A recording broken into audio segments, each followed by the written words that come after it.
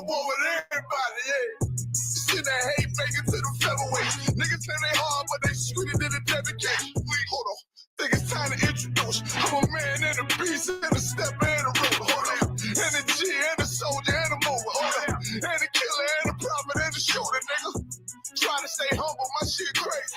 Cold leader, need the blue stripes, no brick grade. Can't be serious, you a funny boy, young fly. Look wrong, must be a dumb.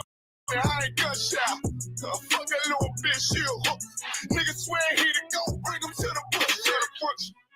The fuck wrong with him? Ain't on my level. Oh, I should let my dog get him. Niggas in their feelings, I don't feel them. Kid the Glocky with me, it was like a ball with him. Yeah, at the end, gotta stay patient. They hate me, Lord, I gotta stay patient. You one of them?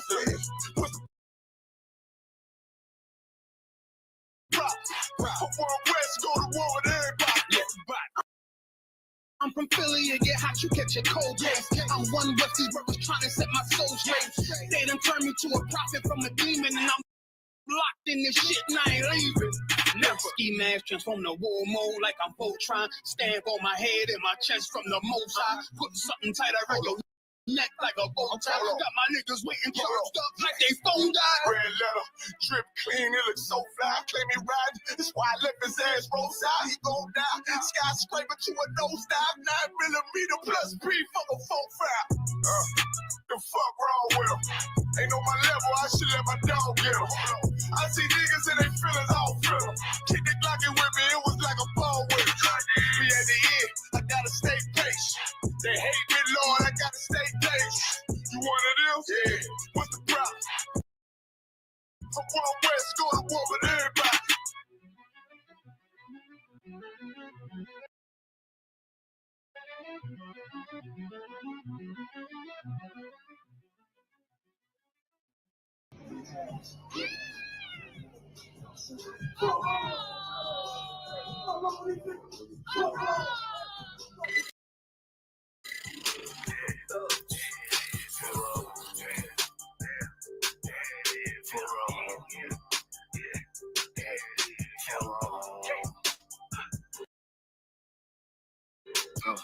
I got big rain, you mad, get stained, work hard, then play, bad bitch, my taste, we vibe, we lay, you purple, you gay, you leech ass, lil' fame, I won't walk, I'm the same, for real.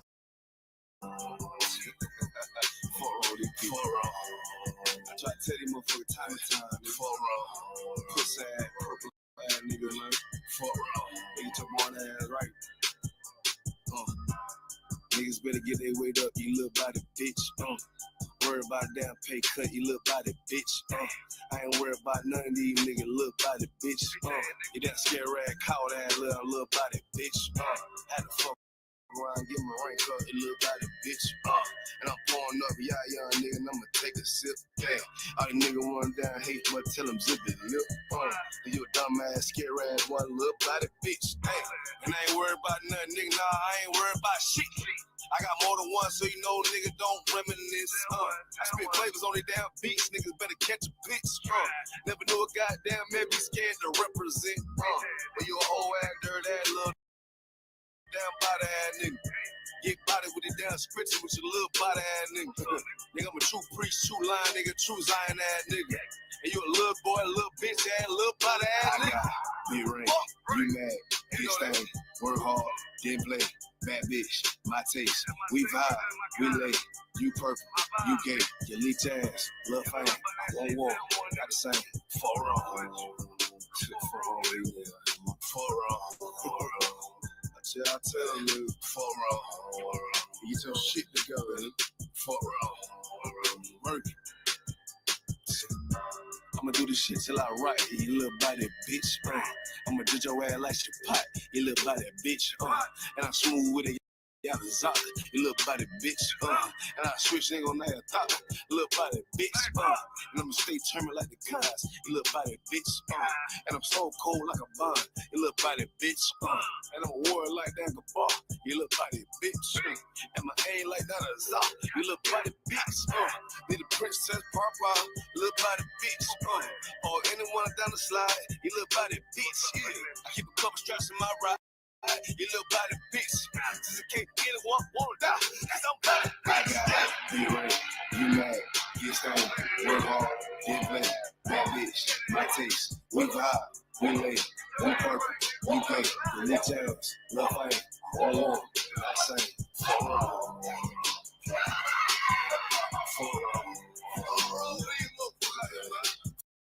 Hey,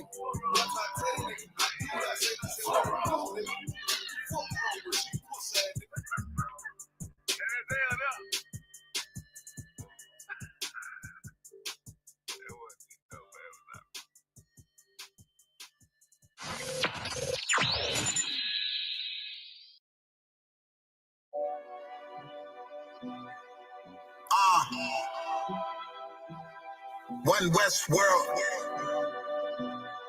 First everybody. Bitch, this is more than what they ever played up. Living by a code, put me in a gas tank. Born in 91, pumping 93. Winter, Chevy feel like a nectar. But I keep it. It's more than what they ever played up. Living by a code, put me in a gas tank. Born in 91, pumping 93. Winter, Chevy feel like a nectar. But I keep it clean. Man, I'm too for real. Comfortable with myself with this fraud. Man, I'm too legit. Off the thermostat, can't hold me back. Trying to check my check. I had my weight, run my plate, really busy. Really in the field. Taking it, check me out when it doubt. I'm gonna make my bread. Never lose niggas who is a feast. Just know we all gon' tweak. Niggas slick on my shit, pop my shit. My bro said this shit greasy. She don't like the message. I get wisdom. I'm just ruthless. Tell my time, but not too much. They feel me. I know talk is cheap. I'm controlling it from a distance. This how it's supposed to be. Different what she never had. Now she can't get over me. I understand they don't want a man, they just want company. Shorty know I'm all about my gravy, trying to smother me. Fuck the dick, get from under me. I ain't had no silver spoon. This shit come from underneath. I play for keeps. I don't see nobody. This shit tunnel V. I play for keeps. I don't see nobody. This shit tunnel V. This is more than what they ever played up. Living by a code, put me in a gas tank. Born in 91, pumping 93. Winter, Chevy feel like a nectar. But I keep it. It's more than what they ever played up. Living by a code, put me in a gas tank.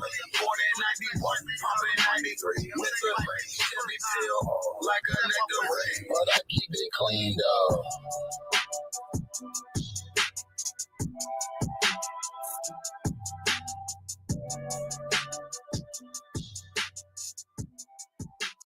See what my round. They play my niggas, lay you down. They all down to ride. Keep my gun in my arm. I gotta stay alive. I gotta stay alive. Keep my gun in my arm. I gotta stay alive. Tell me we don't live in hell. My brother doing 55 in that cell. Nigga claiming he your round here spit shell. Same nigga you put on to hit the stand and tell. How the fuck you turn your back on a nigga that look? Treat your kids like my kids, treat you like a brother. I told my dog, let's leave the streets to serve the most high. He said, fuck that shit, he trying to sell another pot. His daddy killed him, put him in the trunk, set him on fire. His wife was pregnant, he ain't never get to see his child. Had me thinking to myself, what happened if I die? Look my babies in the eyes, I gotta stay alive. I put my ego on the shelf and my pride to the side. I'm with some niggas who gon' step and got God on their side. Got in the ISUPK, they keep asking me why.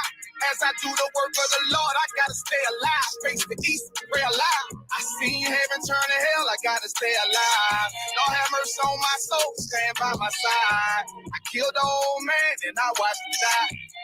Lost a couple niggas, guess he went my round. They play my niggas, lay you down, they all down to ride. Keep my gun in my arm, I gotta stay alive.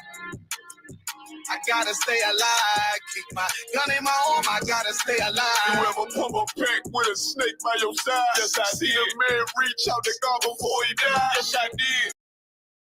I know the Lord forgive us for these sins, but I'm starting to think the kingdom of heaven is for these kids. I told my daughter, there's one man in your bed, I won't stand for less. For my son, I hit your head on that fragile legs. I lost some niggas to that dope, but lost niggas to the feds. Remember John tried to stick me for the cheese on that bread. Yeah, I was thugging with Lucky and that nigga left me for dead. Been doing to the end cause I listened to what was said. Mother told me she loved me when she was sick up in the bed. I was running them streets but the truth made me a man. She don't really speak cause she'll never understand. That's why I ain't even tell her about these voices in my head. I'm still trying to manage my anger like Uncle Craig. I seen heaven turn to hell, I gotta stay alive. Don't have mercy on my soul, stand by my side. I killed the old man and I watched him die. Lost a couple niggas, guess he wasn't my round. They play my niggas, lay you down, they all down the ride. Keep my gun in my arm, I gotta stay alive. I gotta stay alive. Keep my gun in my arm, I gotta stay alive.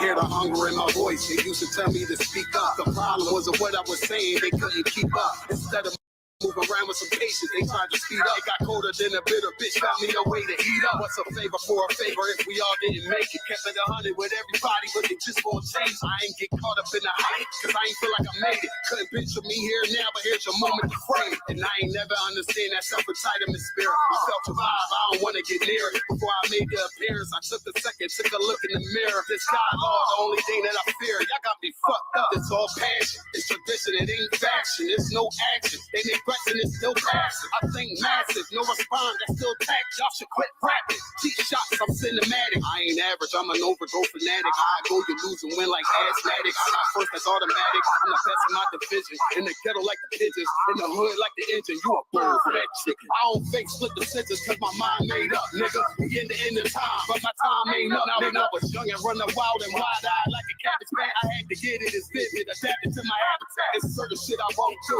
certain shit you can't prove. My shit sound like a payday, yours like more when the rent. If I had $1 for every dollar you counted, I would be broke. Watch it be close, got a better chance. Box in the go, and they know I'm raw, and they know the squad, and I'm feeling lost, still in charge. I don't make it follow, I follow the law. Standing tall like they on Mars. I just got a call from my bro, he behind the wall, he told me let it off. Niggas lying for some cat, I got a different line in me. Everybody intimidated, I got that guy in me. You can focus on the dimes, I'd rather keep my nine with me. Help me get the number rounds, you know you want to lose with me. I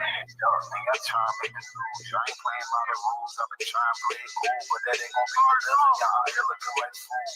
Home the truth. I ain't never had to choose. I'm trying to get beamed up, man. Y'all trying to make the news. I ain't playing by the rules. I've been trying to play it cool, but that ain't gonna pay the bill. Out here looking like fools. Home of the truth. Y'all ain't never had to choose. Trying to get beamed up, man. Y'all trying to make the news. I ain't playing by the rules. I've been trying to play it cool, but that ain't gonna pay the bill. Out here looking like fools. Home of the truth. Y'all ain't never had to choose. Trying to get beamed up.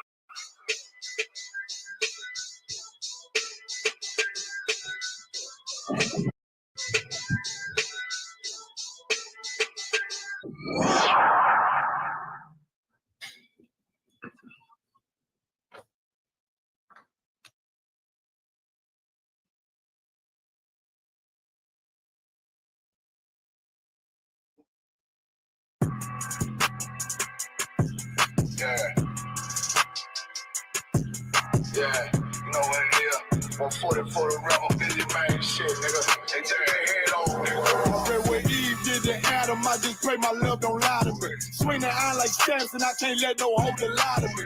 I don't feel these rappers, all they lies is hypocrisy. Ain't no competition, ain't no rivalry.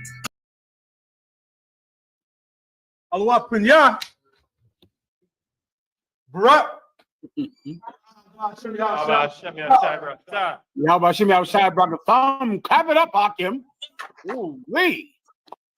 Let's get it on tonight, Hakim. I'm happy to see you. Mi nombre es General Mahayamin, Servicio a Placer de la General Yahana. I'm here to answer your questions. Please, preguntas whenever you're ready. Haz tu preguntas. ¿Cómo te puedo ayudar? Headquarters, where are you at? Khan, we're here, sir. All right, let's clap it up. Who we have right here with us tonight, Hop? We got Go ahead. Montreal with us. Montreal, Canada. Give him a hand. I see you, Warrior. Good to see you, Hop. Who else do we have in here? We got Dallas. Dallas, Texas. I see you, Warriors. Let's get it on in here tonight, Dallas. Florida's here with us. Florida. Okay, Florida. Good to see you, Hop. Go ahead, brother. Milwaukee. All right, Milwaukee. I see you. I see you, Hakim. Come on. We got Trinidad as always. Trinidad. Come on, Trinidad. And we got Kansas City with us. Kansas City. Kansas City. I see you, Hakim. We ready to get it on in here tonight. And of course, we have Harlem, New York, Jerusalem. Who else? Hold up. We have Baltimore. Hey, Shalom Shabbat. Good to see you, Baltimore. How you doing, Hak? Doing too well, sir. The water. God in Christ. Happy to see you tonight, Hakim. Happy to see you, man. Let's get it on, Hakim. I'm going to answer your questions. The topic for tonight is the solution to solving the problem in Palestine. If you want peace in the Middle East, I'm going to give you the solution tonight. If you're tired of seeing all of the war, the death, and destruction in Palestine, if your heart is aching for the Palestinian babies over there, if your heart is aching for the Israelis who were kidnapped and taken away and thrown into captivity, just stay tuned tonight, Hak. I'm going to solve the Palestinian problem tonight for you. Solve it. Everyone understand? All right, we'll get into that. Also, we'll go into the RG3 situation. With RG3, I'll explain the whole thing for those of you that don't know what I'm talking about. Headquarters first, please let me answer these questions. Any questions at all? Haz tu preguntas. Khan, sir, we have a question in the chat. Salaki, sir, with your grace, can I get a breakdown on Genesis 28 and 12? What is the ladder that Jacob seen, the water? Absolutely, no problem. I'll pull it up for the warrior and I'll answer it for him, all right? Khan out of one, Khan. Genesis chapter 28 and verse 12. And he dreamed, Salaki, and he dreamed, and behold, a ladder set up on the earth, and the top of it reached to heaven. And behold, the angels of God ascending and descending on it. This is Jacob, one of the patriarch, our forefathers, Jacob. And he had a dream about a ladder the base of it was on the earth, and the top of it was in the heavens. And he saw angels coming back and forth, up and down on this ladder. What was this ladder? Jacob was seeing the process in which angels take reports from earth to the Father that sits in heaven. And they go back and forth, carrying out orders from heaven on the earth, taking reports about those orders and about the people that they watch over back to the Father in heaven, which is why the angels are going back and forth. So an angel comes down to heaven, he sees your actions. He sees how you behave yourself. He goes back to the Father and he tells him. The Father says, go and kill him. Go unalive him. The angel comes down and makes sure that you get in a car accident. Make sure that you OD on fentanyl. The angel carries out the orders that he received. The ladder is Jacob visualizing the process of angels receiving orders from heaven, coming down to the earth to carry them out, taking reports from the earth and taking those reports back up to heaven. You understand? Khan out of one, Khan. Anything else? Sir, that's it for now. And let's get into one or two of these stories here. Khan We'll do it whenever the questions come in. We'll answer the question. All right, Khan. Okay, what do you have? Let's see. We start with this Adam 22 clip.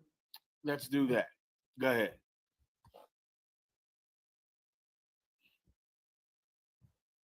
Everyone knows who Adam 22 is, right? Adam 22, that's that cat Captain Tazar Yakwin on his show, Adam 22. The show is called No Jumper. Now, of course, many brothers from gangs go on Adam 22's show. And of course, because they feel so comfortable and so gracious about being on the show and thankful that this white man has graced them with their platform, they, of course, go on Adam 22's show and confess to every crime they've committed in their life. And they feel comfortable and encouraged to do so by Adam 22. Well, one of his the people that he has on his show, of course, got locked up and went to jail, as many of them do. So as he was in jail, he believed that Adam 22 was still going to continue to pay him while he was in prison. And this is Adam 22's response to, I believe the man's name was Brick Baby. Lord be with the brother. He has a ton of federal time facing him right now. He's in federal prison. But he wrote a letter or talked to Adam 22 and expected Adam 22 to continue to pay him his salary while he was locked up in jail. And here is Adam 22's response. He thought that he was going to keep getting paid, that even though he's locked up and he's not able to contribute to the business by being on camera, that he thought that he was just so locked in that he was going to keep getting his monthly pay each month. I'm sorry. I know you guys all saw the No Jumper is Going Broke video. We are not in the best financial state right now. Me paying someone to be in federal prison doesn't really seem realistic.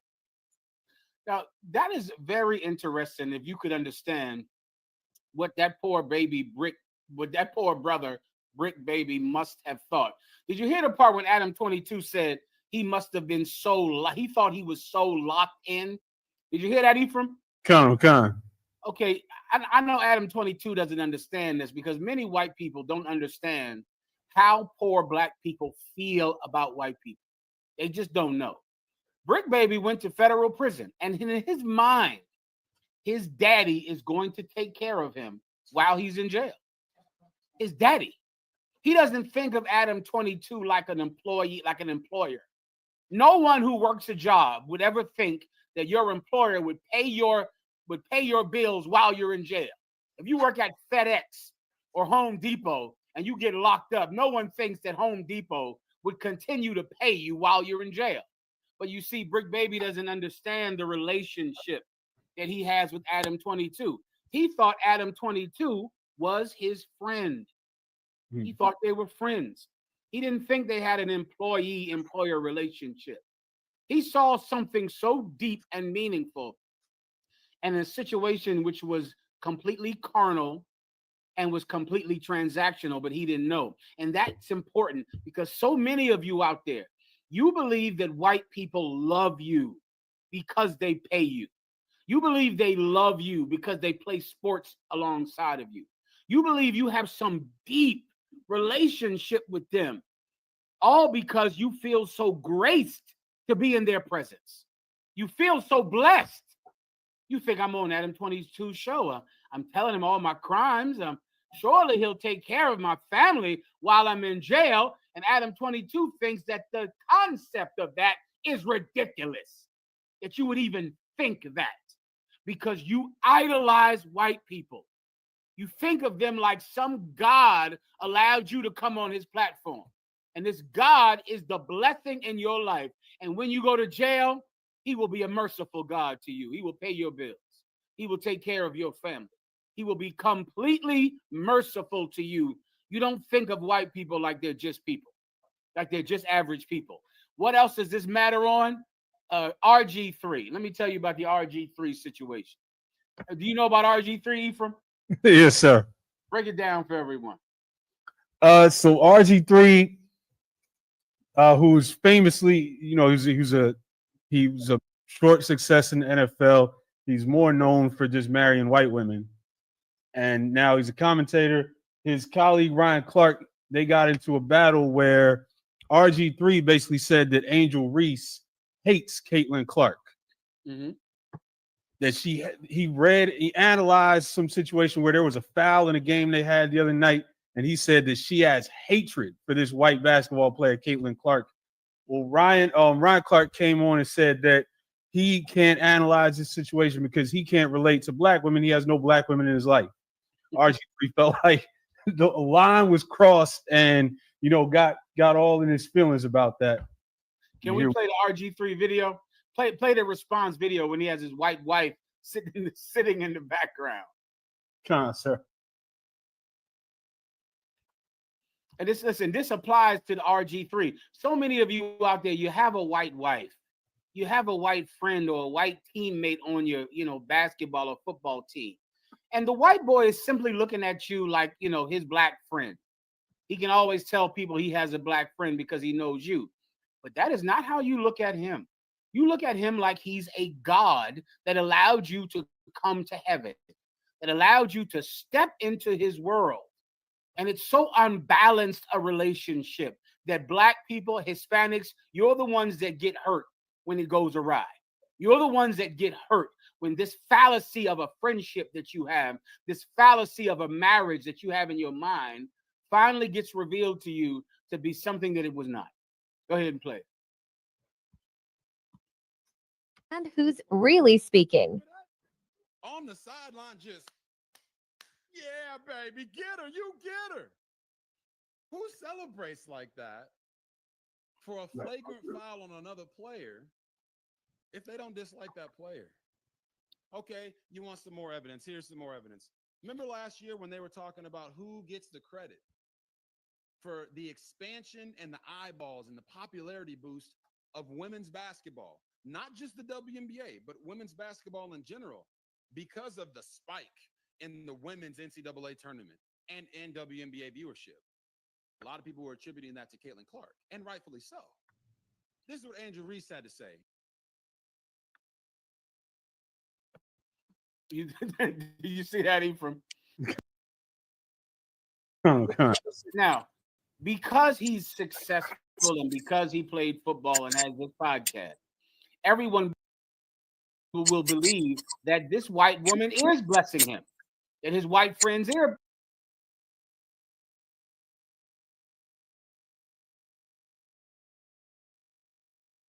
blessing him, just like Brick Baby with Adam 22. But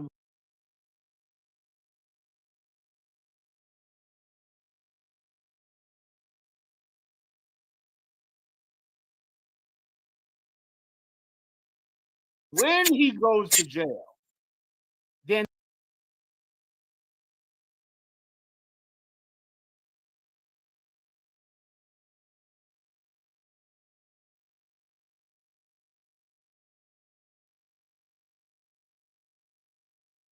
before you know it, he realizes that this white woman that he thought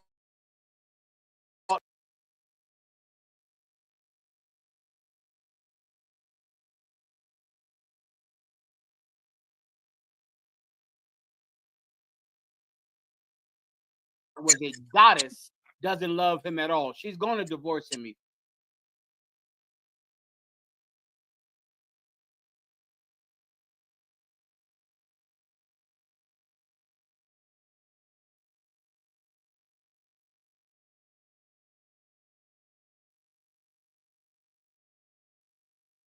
That same white woman sitting in the back of this video.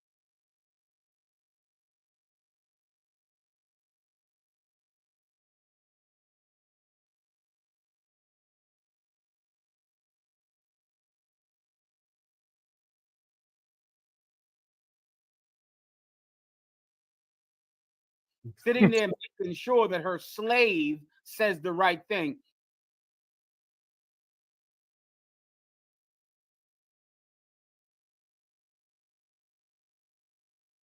She's going to leave RG3, and it is the best thing. He'll get the rude awakening that Brick Baby got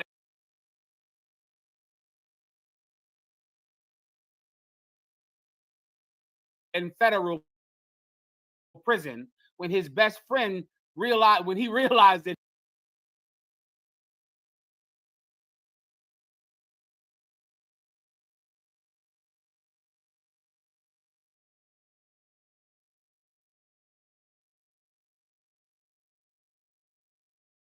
his best friend was just his boss. RG3 will get the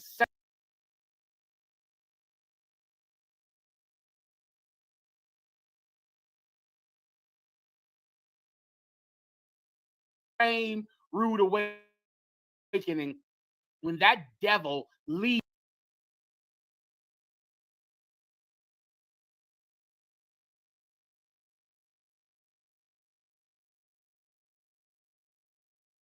him. Everyone understands. And if I could, sir,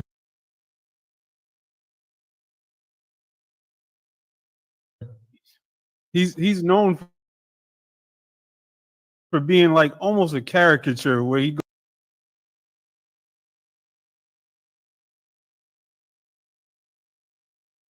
goes around talking about how much he loves milk and Dang. God damn.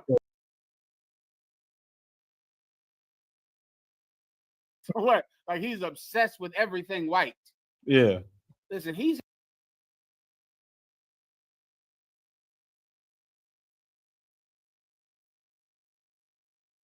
sickness. It's Stockholm syndrome.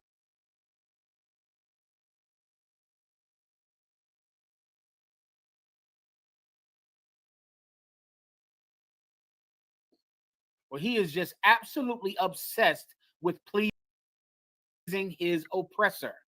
He has to do it. He thinks that life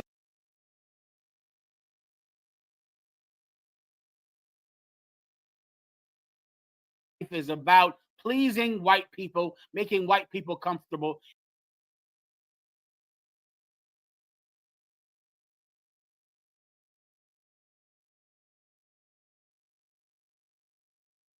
And before you know it, he'll be sitting on Fox News, a commentator on Fox Sports and on Fox News, which is really what this whole thing is about. Is him doing an audition for the racists over there at Fox.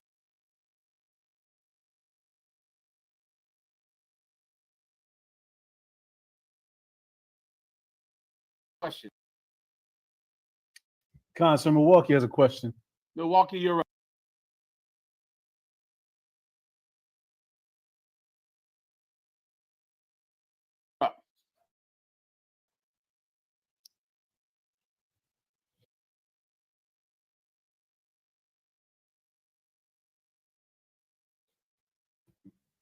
Waka. All right.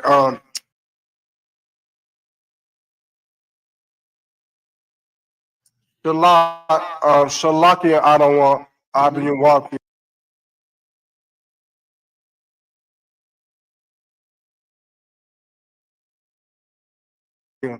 Um, I got a question.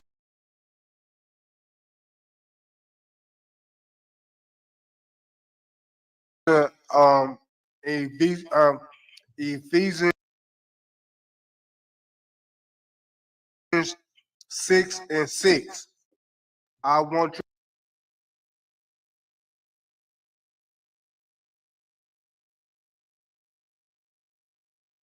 you to break it down for me because I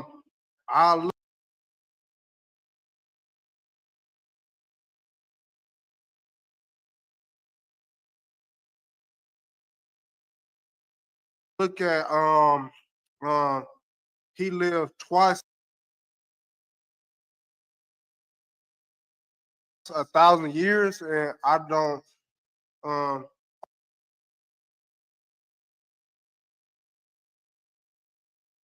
only God live 1,000 years. I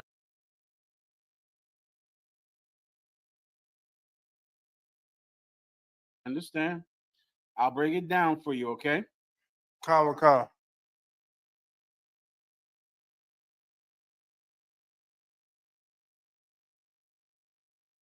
Go ahead and read it, please. I mean, let someone read it for you if you want to read it for yourself.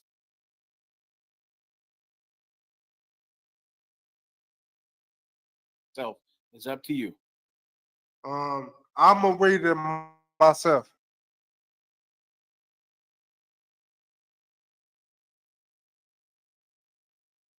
Please get it on. Come, Ephesians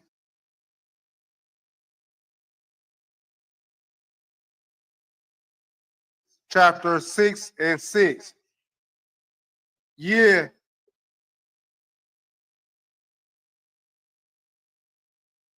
though he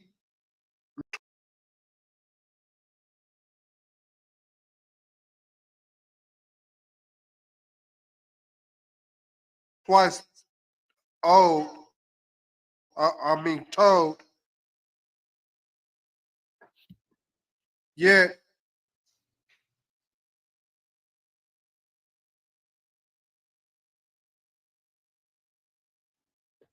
he has seen no good. Do not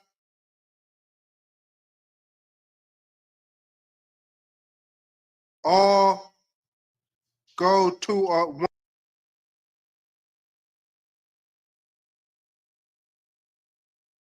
one place? I totally understand. The water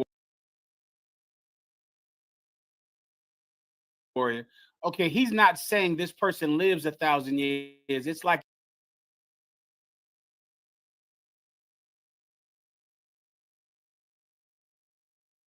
an exaggeration. It's like saying, even if you lived 1,000 years. Remember, blacks and Hispanics wrote the Bible, so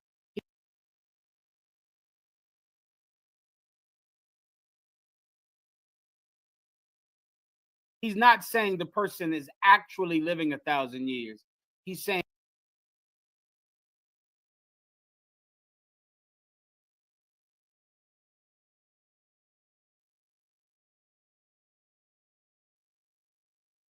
if he lived 1,000 years, this thing would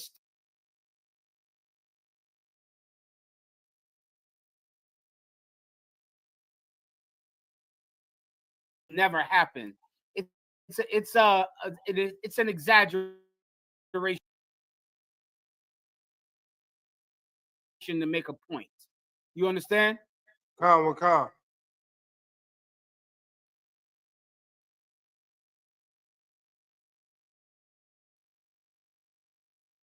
That's all it is. It's not literal at all. It's trying to make a point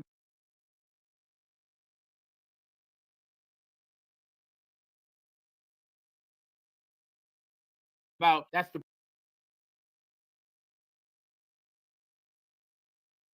point. Okay? Come. No sweat. Anything else? Ottawa.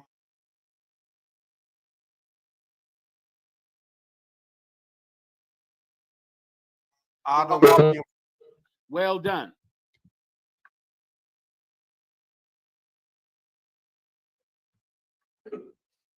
Ephraim?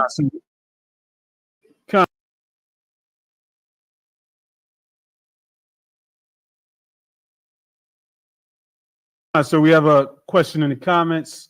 Go ahead. Brother asked for a breakdown of Ecclesiasticus 9 and 29 through 30. Okay, let's get it on.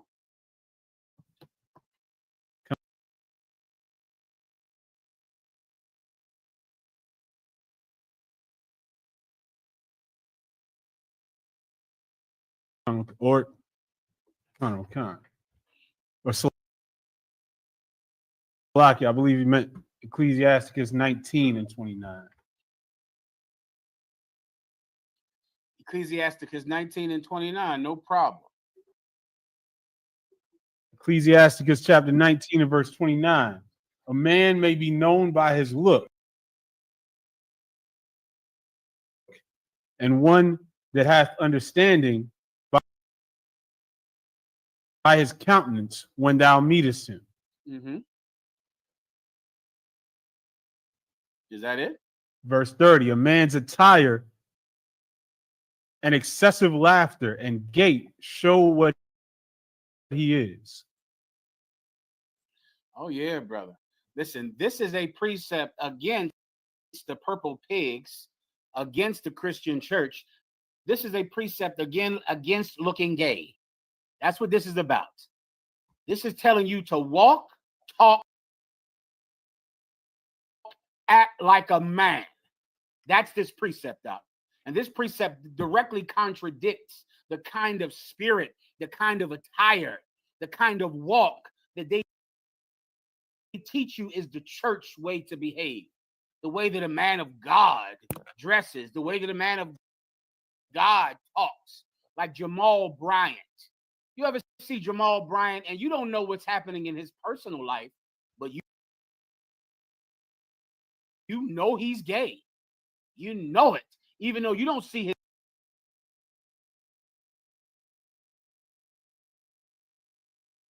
his bedroom. You don't know what he does when he leaves church every Sunday, but you still know he's gay. Why? Because of his walk, his talk, his act, and his dress. That's what this precept is about. And I'll break it down for you. Give me one verse above where we started. Could have been 20, 21. Say, Pastor, you don't love me. I said, I do. Well, what you mean? So you don't love me, I'm gay. And it hit me with a silver bullet inside of my head. Because I You see that? Inside of my head. And let me tell you something else that you LGBT people do in secret. The way you sit when you cross your legs, I wish you could see this video. Men do not sit. He's not doing it here, but you've seen men. Ephraim, you ever seen a man cross his goddamn legs like a woman? Sir. Oh my, Ephraim, I hope you never do, because it's a terrible thing when you see some preacher sitting up somewhere with his legs crossed like he has on a mini skirt. Like I said, it hurts. Oh, I mean, I don't know why it doesn't hurt them. Listen, I look at him and I go, come on, now, that cannot be comfortable for you. You have a penis. You're not a woman. How do you cross your legs like that and sit in a chair with your legs crossed? Like, well, one is like, what are you doing? Right, Asher. And it's so many things like that. The way they talk and sit, the way they dress. Well, brothers are going to assume something about you. They're going to assume something about you. Start from the top. Con, sir. Ecclesiasticus 19 and 29. A man may be known by his look. You hear that? Brothers are going to look at you and go, oh, yeah, that's that cat. He's hardcore. He's rough. Or they'll look at you and say, he's half a homo. That's what they'll say. And just by looking at you, just look at you and size you up. That's why I want to get in so many problems, because of the way you look. You look like someone who's weak. You look weak, and because you look weak, people come to test you because you automatically look weak. And so you have to be afraid or carry a gun every goddamn where, because you look like someone that people are going to try. People are going to try you because of your look. People know you based on what you look like. Continue. Con. And one that hath understanding by his countenance. And someone that has understanding, they'll look at you, and by looking at you, they'll know that you have understanding, because you don't look like an idiot. There's a look that an idiot has. and he's completely stupid. He has that look, mouth open, stupid, angry all the time, mad every goddamn day. He can't understand things. He's frustrated all the time, always frustrated. Someone that's stupid, they're easily frustrated because so many things happen in life that they don't understand. They don't know why people are saying this. They don't know why they keep doing this. Ooh. And people look at you and go, this cat is confused by life. Doesn't understand anything. Come on. Then there's someone else, you look at him and you go, oh, he gets it. He's cool. That's what they used to call it, Ephraim. I don't know if the young brothers use that word anymore. You see, I came into the Israelite school of UPK, brother, and I learned how to look cool. You understand me? How to study it, how to learn. I learned how to look from looking at Commanding General Yohanan, from looking at the men that taught him, and he taught me. And I begin to look like them, and you can look cool. Looking cool looks like you're comfortable, you're not scared, you're not nervous, you're ready for what might happen, and you understand what's happening. That's your look, if you're a man of understanding. Continue. Colonel Khan, verse 30. A man's attire and excessive laughter and gait. A man's attire. How you dress up? How you dress? You sitting around there with fringes on your t-shirt. You don't know what that looks like, do you? I know you don't know. You don't know. I see him. I see him with those fringes on that t-shirt. Brother, you look like you're wearing a dress. You look like a little, like the Mexican dresses.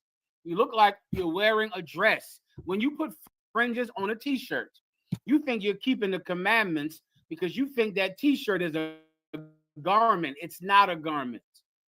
It's a t-shirt. It's actually an undergarment. It's a t-shirt. It's like drawers or something casual that people wear. It's not a garment. And by putting fringes on it, it makes you look effeminate. You look feminine when you put fringes on the end of a t-shirt. You don't know because you don't know what it looks like to look like a man. You don't know what that is, but I'm trying to tell you, you look like an effeminate person with fringes at the end of your t-shirt, Ak. Continue.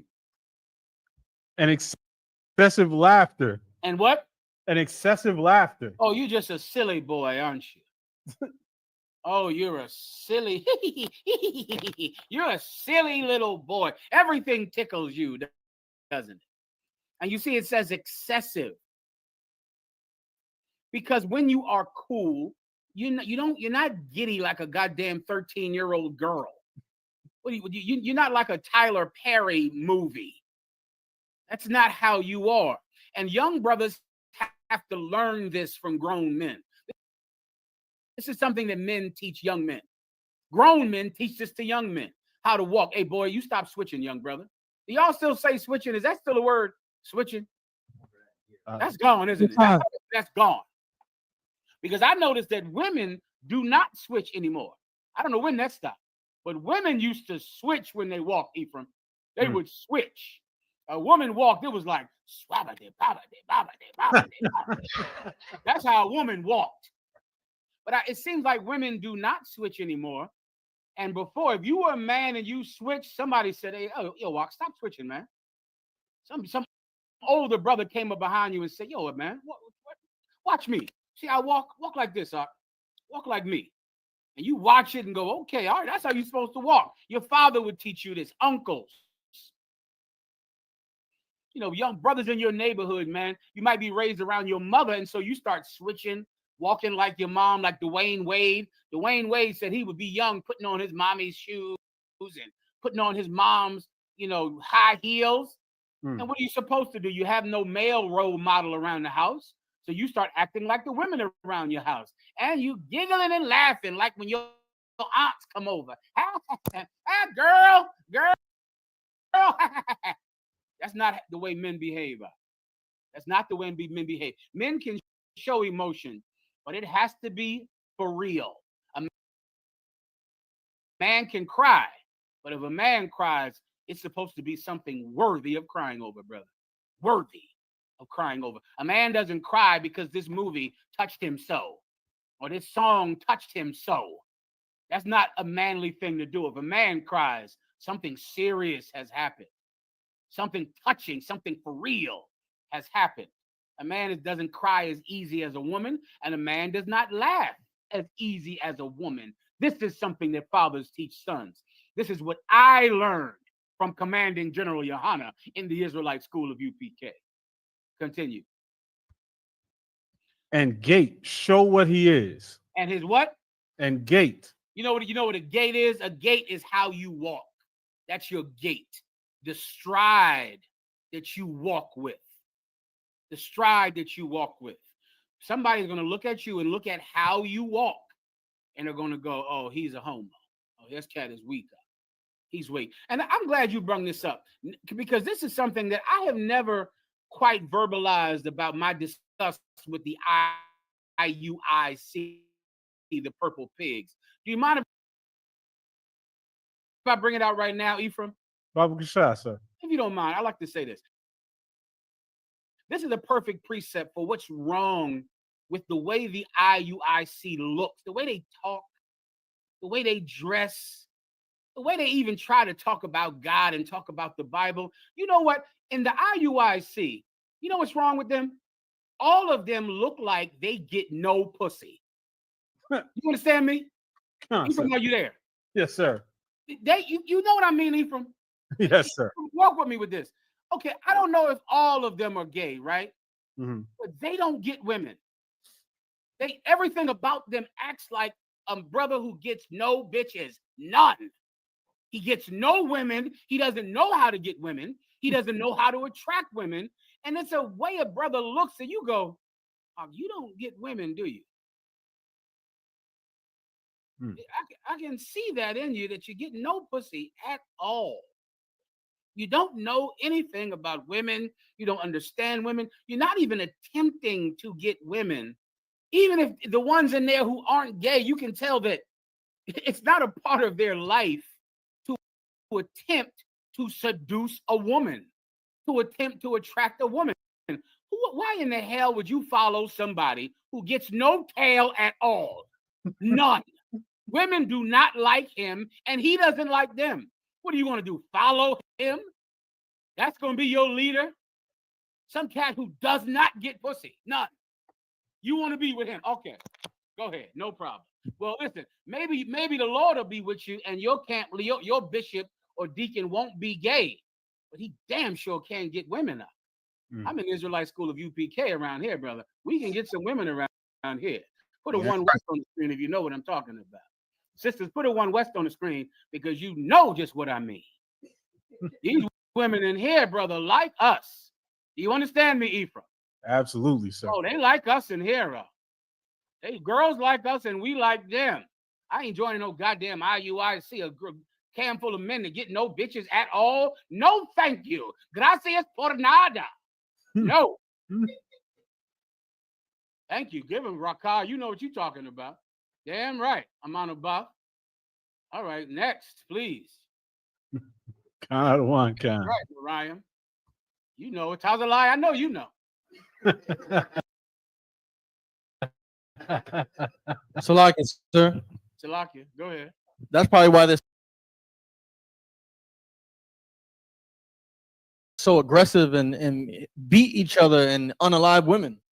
Yeah, oh Jesus, Asher. Yes, they hate women in there. They kill them. The brother Ibaju was telling me over in France that the IUIC is barred from going to France. They you heard about that, Asher? Khan. They can't. They're not allowed to go to France, and they're on the internet saying, "Well, France hates us because of our freedom of speech. That's why France hates us." France doesn't like you because they don't want you to come kill their women in France. They don't want the IUIC coming to France doing the same thing that you did in the UK, killing their women. Hmm. That's why France barred the IUIC from coming to France. It wasn't because of your religion. It wasn't because of freedom of speech. It was because France doesn't want you killing their women the way you killed the British women. They don't want that. You don't like girls, and they don't like you. Anything else? So Montreal has a couple of questions. Please, Montreal. Shalom, Alawab. Yabasha Shabrakatah, sir. If I may, with your grace, I want get a quick breakdown of Ecclesiasticus, chapter 21, verse 5. Abakusha. Please. Kawaka. And this is the book of Ecclesiasticus, chapter 21, verse 5. A prayer out of a poor man's mouth reacheth to the ears of God, and his judgment cometh speedily. Oh, yeah, brother. You want me to break that down for you? Kawakan Babakusha. Let me say, this scripture is great comfort when you're poor and the rich triumph over you as if God only loves them. That's the world you and I live in today, where men like Donald Trump and the rich men of this world, they think that they're protected because they think their money protects them. They think their wealth means that they're safe. And meanwhile, the poor sit home feeling like they have no safety. The Lord God is trying to tell us, brother, that the poor have God as their salvation. The poor have God as their protector. And that is going into my topic tonight. That precept you just read is one of the precepts that will end the war in Palestine, that will bring peace to Palestine. The poor have God for their protection. That's the precept that you just brought out. You understand? Kawakan, sir. Tawara, no problem. So, like, if I may, I have one more question on one.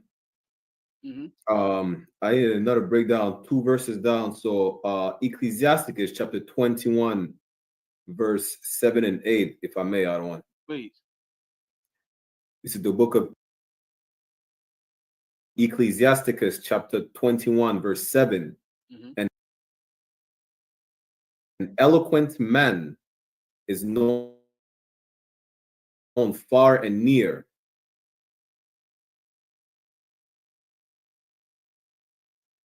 But a man of understanding knoweth when he slippeth. Verse 8. You want me to break that down or wait until you're finished? Sir, if you could break it down, I don't want to. No problem. Simply, it is more important to understand than it is to be a good speaker. An eloquent, let me give you some eloquent men. Martin Luther King, he was an eloquent man. He was a well-spoken orator. He could speak up. So many people like him. Malcolm X, eloquent speakers. They could speak, but that's different than a man of true conscience. That's different. An eloquent man will get famous. He'll be famous because he knows how to speak. It's like knowing how to sing or knowing how to rap or knowing how to dance. It's a talent. And some people have that talent. And if they have it, people will like to see that talent. They'll enjoy it. And you'll get famous because you're an eloquent speaker. Now read the next part.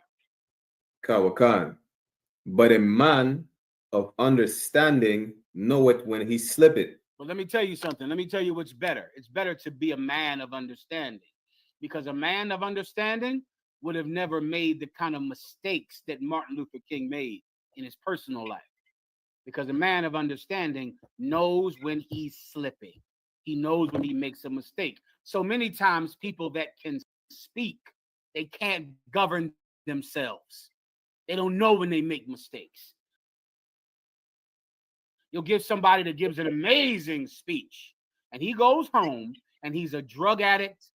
He chases around white women. He's a LGBT person. He can't stop himself. He can't catch himself when he slips.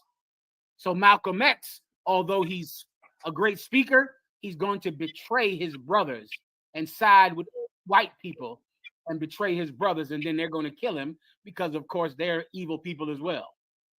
He doesn't know when he's making a mistake. It's more important to be a man of understanding than it is to be a good speaker.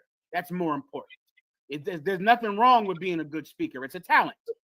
It's a God-given talent, and some people have it. And it's great, and having that talent can make you famous. But if you had to choose one, I would choose being a man of understanding. Then I won't make the same mistakes that so many other famous men make. You understand? Karawakan, sir. No problem. Anything else? Karawakan, verse 8 also, if I could add one. Ecclesiasticus chapter 21, verse 8. He that buildeth his house with other man's money is like one that gathereth himself stones for the tomb of his burial. If I could get just a general breakdown of Kushal. That's a perfect precept for Palestine, for America, for Canada, for the West Indian Islands, for St. Lucia. Where you from again? I'm from Martinique, I don't want. From Martinique. That's the perfect precept for that. Read it from the top again. Karawakan, sir. Ecclesiasticus chapter 21, verse 8. He that buildeth his house with other man's money. That's what happened. Martinique was built with another man's money. Canada was built with another man's money. America was built with another man's money. Mexico, California, Great Britain, built with someone else's money. Built with money that they stole from a people that didn't have enough strength to fight someone when they broke into their home and stole their goods. Built off of might, built off of superior strength from an inferior person. That's how these countries got built up. And so when you do that, when you build your house with another person's money, keep going. Karawakan. Salakia. Another man's money is like one that gathereth himself stones for the tomb of his burial. Yeah, you're in essence, you think you're building a house, but really you're building a grave for you to live in. You're building a grave for you to stay in perpetually forever. You're building where you're going to die. You're not building where you're going to live. That's the problem with Palestine. That's the problem with America, Great Britain, Canada, Trinidad, Mexico, South and Central America. These people stole this land from other people. And now they go and think they're building a great house, but they're building their own grave. You understand? Karawakan, if I may, sir, would Habakkuk chapter 2, verse 12 be a good precept for that? Let me hear it. Karawakan, Habakkuk chapter 2, verse 12. Woe to him that buildeth a town with blood and establish a city by iniquity. Perfect, Doc. Absolutely perfect. Well said. Karawakan, so Tawar Alawa. No problem. So where are you at? Próximo preguntas. Sir, Officer Ibaja asked, can I get some scriptures for Biden going crazy like Nebuchadnezzar, and asked if that connects to the things that he's done against black people over his career. Biden going crazy like Nebuchadnezzar. It's a good one, but I'm not sure exactly. I will probably go just to the precepts about sickness and illness and being cursed. Is there one particularly about Nebuchadnezzar that you're thinking about, Asher? If that's who asked the question.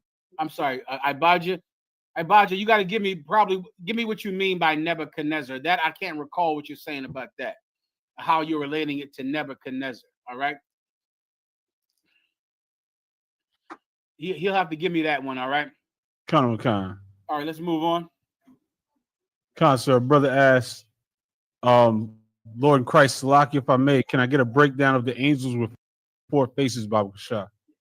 All right, go ahead. Does he know where it is? Can I say some Ezekiel 1 and 5? Let's try to fit in some more of these videos whenever we can, or we can just start doing the stories whenever you're ready. He's speaking about with the description of the angels. It's when Ezekiel saw the angel, and the angel had the face of a man, the face of a bull, the face of an eagle, and there was another face I can't recall. Maybe a lion, the face of a lion. So the angel had 4 faces. What's the point? The point is that this is not a man. The angel had 4 wings. Was it 4? It might have been 6 wings. 2 wings up here, 2 wings down here. Fire. I think it was 6 wings. The angel had 6 wings. What's the point? This is not a man. That's the point. When Ezekiel saw this thing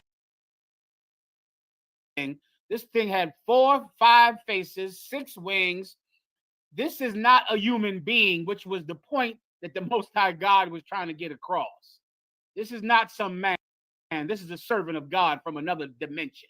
This is a supernatural power. That's why he had so many faces. That's why they had wings, to emphasize the point that these are not men. These are something more than men. That's the point, all right? Con, sir. Mhm. Officer Yatazar has a question in the room. Shalom, Adawan, Yabba Hashim Yashbakata. What's going on, warrior? Solid, sir. If I may, Adawan, Baba Kasha, I would like a breakdown in Isaiah 45, verses 1 through 5, sir. General breakdown. Please. The book of Isaiah, chapter 45, verse 1. Thus saith the Lord to his anointed, to Cyrus, whose right hand I have holden, to subdue nations before him.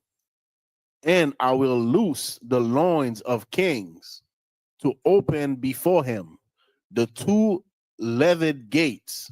I might need some. You give me some context on this. Like, I'm not sure. What are we talking about here? It's talking about when I could read verse 2, sir. It's gonna give some more detail. Mhm. I will go before thee and make the crooked places straight. I will break in pieces the gates of brass and cut in sunder the bars of iron. And I will give thee the treasures of darkness and hidden riches of secret places. Do you understand all of that? I wanted to know, sir, in verses 1, why it says the Lord to his anointed and then mentioned to Cyrus. Okay, I might have to read along with you. I'm not catching. I can't catch the context. Okay, sir. Let me. Where are we at now? We in Isaiah 45, sir. Stand by. Isaiah. 1 second. Isaiah 45. Is there something in specific? Just a general breakdown from 1 to 5. Isaiah 45 in what? Starting at verse 1. Isaiah 45 and 1. Okay, you want me just to break down all these verses, or break down? Is there a specific question you're asking me? The question will be with Cyrus, I don't want. Okay, where is that at? That's in verse 1, the very first line. Right. Mm-hmm. Would you like me to read the last verse in 44, sir? Please, go ahead. Isaiah 44, so like verse 28. I'll start at verse 27. Okay. That saith to the deep, be dry, and I will dry up thy rivers. 28. That saith, so like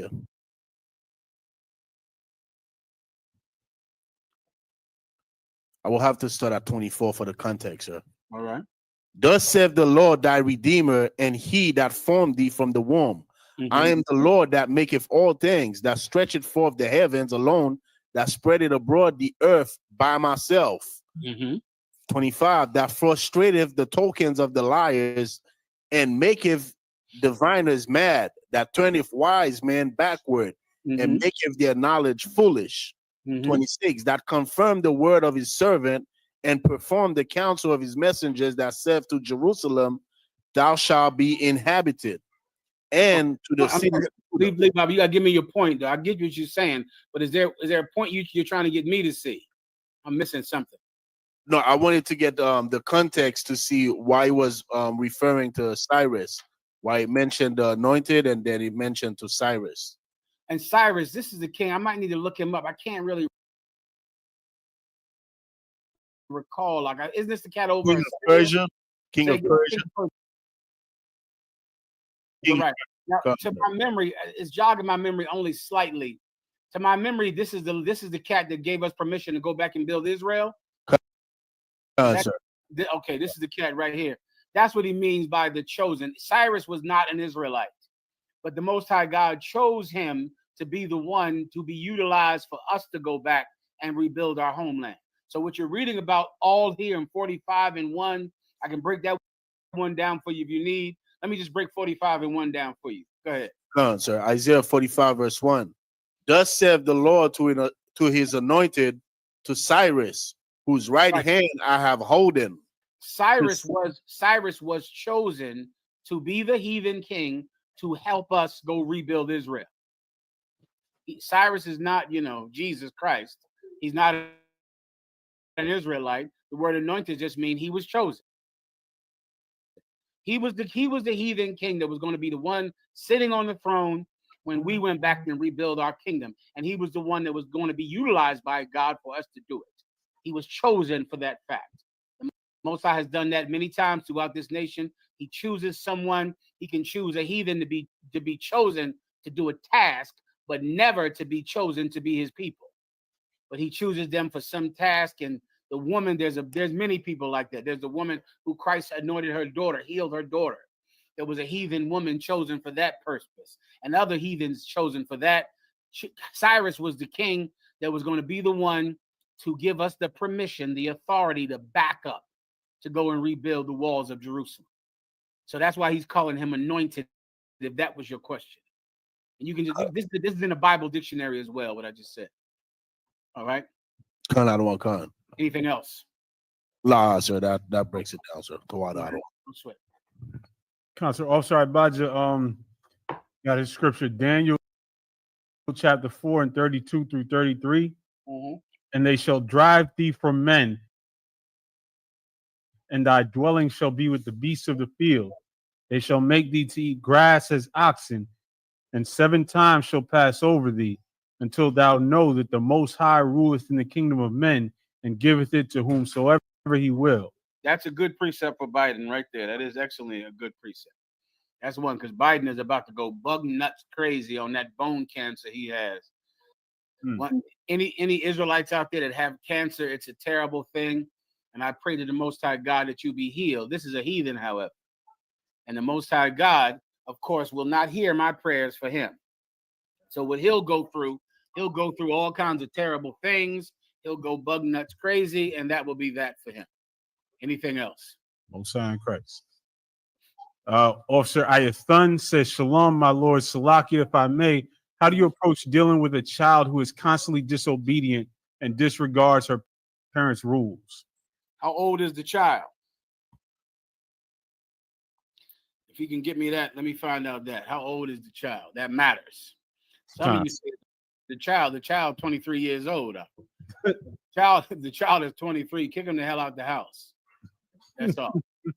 If the child is a little baby, then you should get some specific counsel from your camp leader, and we can discuss the ways to discipline the child. You have to first find out why the child is doing this. It's an excellent idea to get the child seen by a medical professional. You want to first exclude any medical problem. Some of these children, they have medical issues, man. They got problems. They have autism. They have learning disabilities. You want to first exclude any medical issue that the child might have. So if your child is having behavioral problems, first thing, get him to a doctor.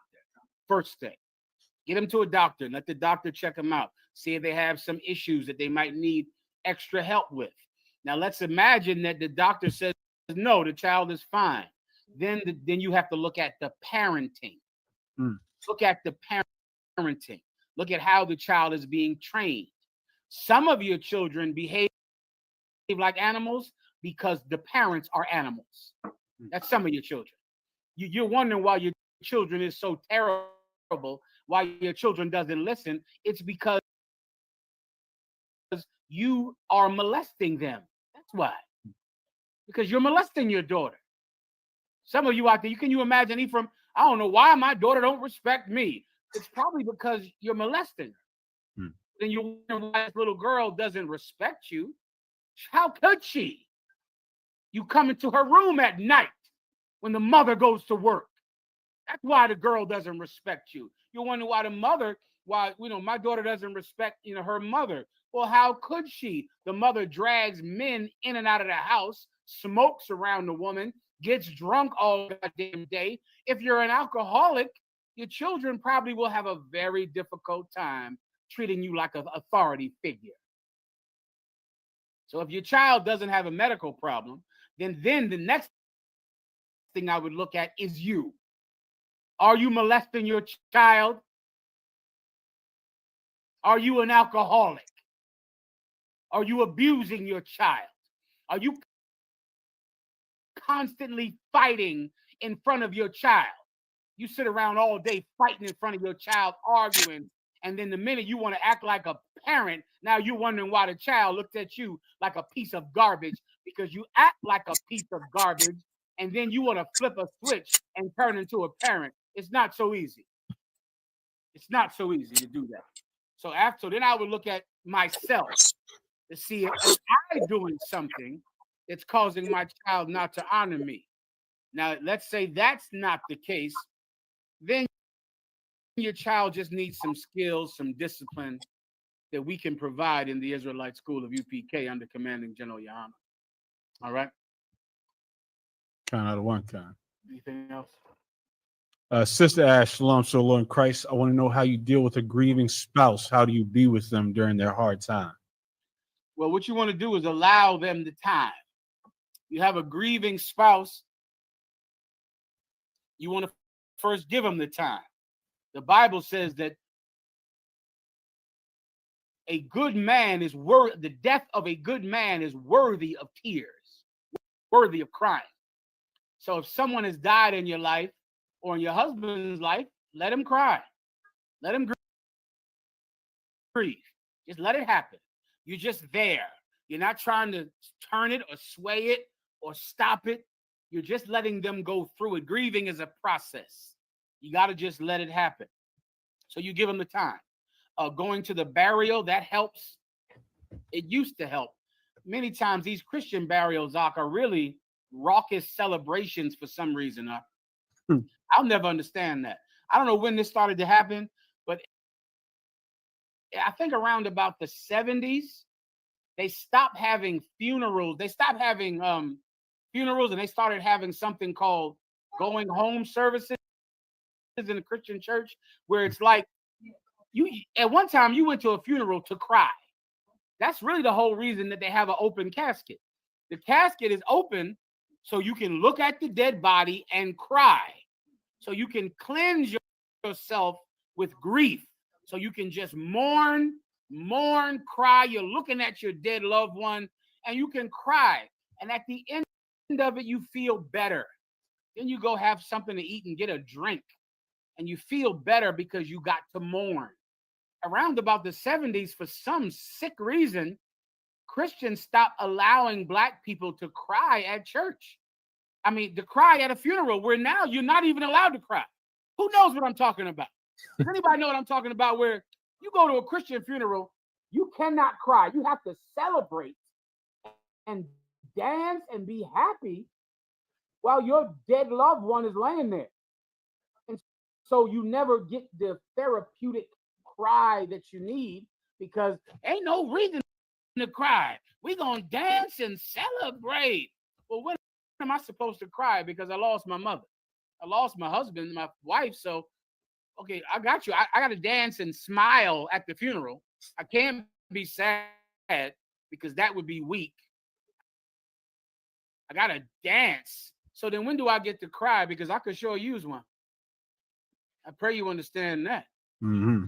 I could sure use a good cry because I lost someone that I never wanted to spend one day without. Okay, so you need that. You need to mourn. You need to be sad. Then you need this last thing. Then you need to stop it. You need to cut it off. That's what the Bible says. You give yourself some time. You give your husband some time. Then that time will start to go a little too long. Then you have to forcefully stop the grieving. You have to stop. Why don't you take that picture off of your damn wall, that dead person? You sit there, you got that funeral, What's that thing called they give you at the funeral? That little magazine. What is that called, Ephraim? Obituary. Yeah, take the obituary down. It's been there for 3 years. Take it down. It's fine to put the obituary up. You sit it up, you stare at it every day. You cry every time you see it. After a while, take the obituary down. Put it in a drawer. Get rid of it. Clothe yourself. Give me the precepts so I can break this down. Give me I think it's Ecclesiastes 9 where it says mourn and then let thy clothing continually be white. Then put off mourning. You got to mourn. Then you have to stop. Take your loved one's picture off of your goddamn phone. And when your phone reminds you every year of your mother's death, stop it. Take that off of your phone. The white man wants you to be reminded every goddamn year that you lost your cousin. Every year. You got to look at your cousin and then you go repost it. You go repost it. I still miss you from 2017. Right. I still miss you because your phone is reminding you to be sad. No more. You took that time, didn't you? You cried. You mourned. You took that time. Now put it away. Now be with the living, because if you continue to focus on being with the dead, you're going to be with the dead. You have to focus on being with the living. While you're crying over your loved one, we are alive and we miss you. We want you to be with us. And we're here. Your mother isn't, your father isn't, but we are. You better be with the living, or else you're going to be with the dead. You're going to be with those people that you miss so bad. Be with them. What I would have you do is to be with us, because we're alive. Come make some memories with us. Instead of remembering your father, remembering your grandmother every year on your timeline, talking about your grandma, come make some memories with us. Conmigo. Conmigo, make some memories with us. Come be with us. And now we can all have memories. We can all share things. Come join the living, brother. You understand? I pray. Con. All right, you have the precept I asked for? I don't. I have Ecclesiastes 9. I think does it say let your garments always be white? Con. I got that. Go above it. You hear about death. Do you see death right there? Ecclesiastes 9 and 5. For the living know that they shall die, but the dead know not anything. Yeah, the living know that they're going to die, but the dead know nothing. They're dead. It's over. It's over for them, but not for us. Not for you.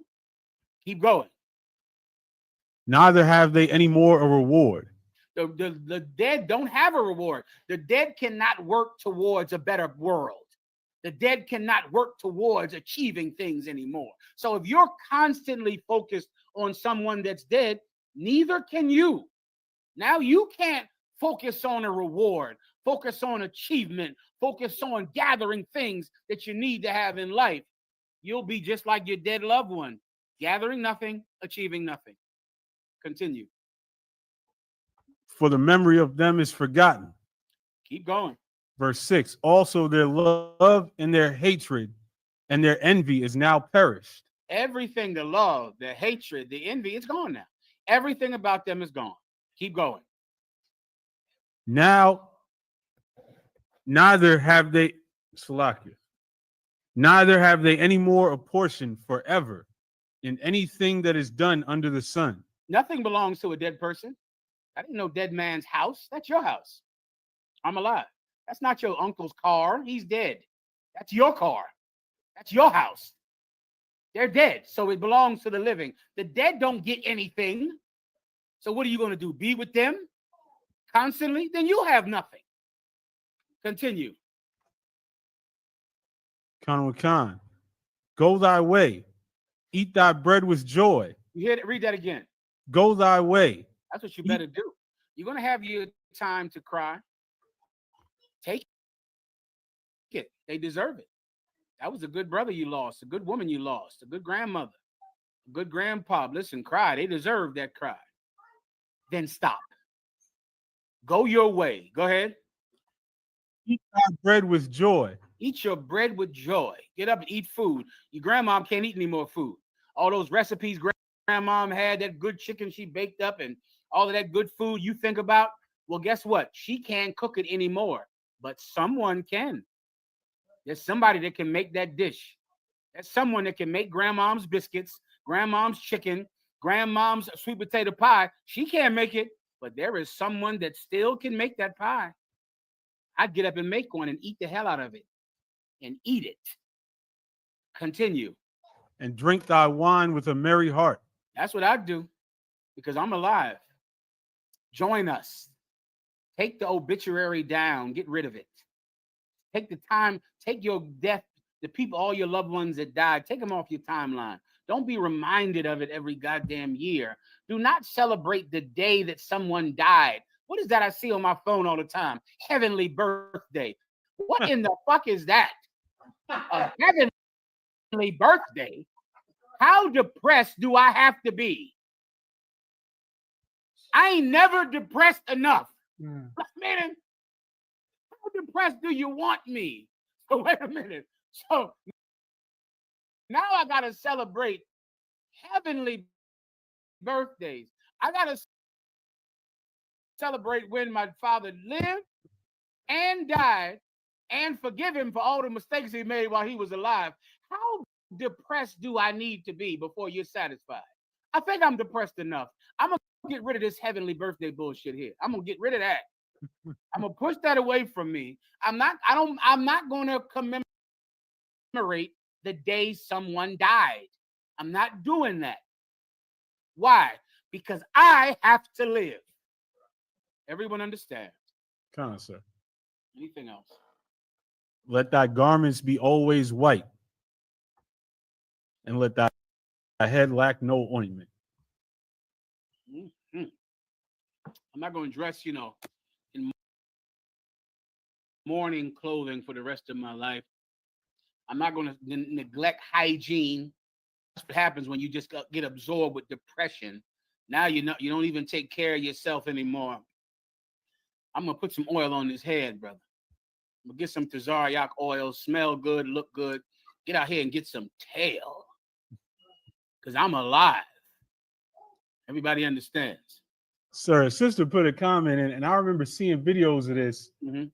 They stand the dead up in clubs, stuff them like taxidermy, I suppose, and have a party. Yo, I totally forgot it. Give Deandra a hand because I totally forgot. I don't know what that is. Like instead of having a time of sadness, they put a blunt in his hand, a bottle of cognac, a bottle of Hennessy, and stand him up in a nightclub and just have a party. That started to happen around the 70s, or even just going to a traditional church. They called it a homegoing service. And it stopped being a funeral, stopped being a burial, it stopped being sad, and it just started to be everybody dancing and singing. Okay, all right. It's up to you. Anything else? Come on, sir. Might be a good time to get into your topics. We'll clap it up then. Let's get it on. In Christ. All right, what do we have? What do we have tonight? We did our E3. I think I'm good with that, right? Or no? Come on, sir. All right, what other videos do we have? Somebody did ask the school stance on the Kanye song and stunts. Oh, the one you told me about before class. Come on, sir. All right, put that up on the screen. If you don't have it, don't worry. You got it right there. Go ahead. You want me to play it with the sound on? Yeah, you can break it down or play it. Do your thing. Come on. All my niggas nuts, nigga, how? Nigga, how? Nigga, how? All my niggas nuts, nigga, how? What? Asher, what are they saying? They're saying all my niggas Nazis, nigga, Heil Hitler. Let me tell you what Kanye West went. Kanye West went down at a homeless shelter and gave everybody $20 who come out and sing this song, which is exactly what every politician does. Whenever you see people holding up signs and protesting for some political move, that's because they go to the homeless shelters and they give everybody $20 an hour. They pay them $20 an hour and they give them a sign and they protest and get angry, but really they don't even know what the hell they're talking about or what they're there for. They're getting paid $20 an hour for this. And this is what these poor brothers are doing right now. And they're just screaming Heil Hitler for Kanye West. Kanye West, now once again, Captain Tazariak is more than likely going to be interviewing Kanye West shortly. Shortly, Kanye West will, or Yeezus, or Ye, or what should I call him, Tazariak? Whatever you want me to call him. Yehovasness, Yehenin, whatever he is. Sooner or later, Captain Tazariak will be interviewing Kanye West. And Captain Tazariak will ask him why he did this, what was his purpose in doing it. He's making some type of political artist statement. He's an artist. He's an artist, and somehow he's expressing some type of artistic expression, which, of course, I do not understand. But I'm sure Captain Tazariak will ask him a question and explain it to us. See, I'm not an artist, Ephraim. I give God's word. I say what God said. I'm not an artist. I don't entertain at all. Kanye West is an entertainer. And somehow this is about entertainment. However, that's not what we do here in the Israelite School of UPK. You understand? That's it. Nothing else. They brought over a group of South Africans and welcomed them into the country. Everyone heard about this. Donald Trump cut off all immigration, cut off every form of a person coming to America to seek asylum because of violence in their country. You cannot come here if you're Haitian. You cannot seek asylum because of the violence in Haiti. You cannot seek asylum from any country in the Arab world, from Africa, from India, or from South and Central America. You cannot come to America and seek asylum. But you absolutely can get in here if you're white. Donald Trump brought in 65 South African farmers because they're suffering a genocide in South Africa. The only problem is that's a goddamn lie, and there is no genocide in South Africa. These are the richest farmers in South Africa. The BBC did the whole expose on the entire white people being killed in a genocide in South Africa. It's not happening at all. There's only been 16,000 people killed in South Africa the whole year. 20 of them were white people. 20 of them. That's it. There are the claims of white genocide are not real in South Africa.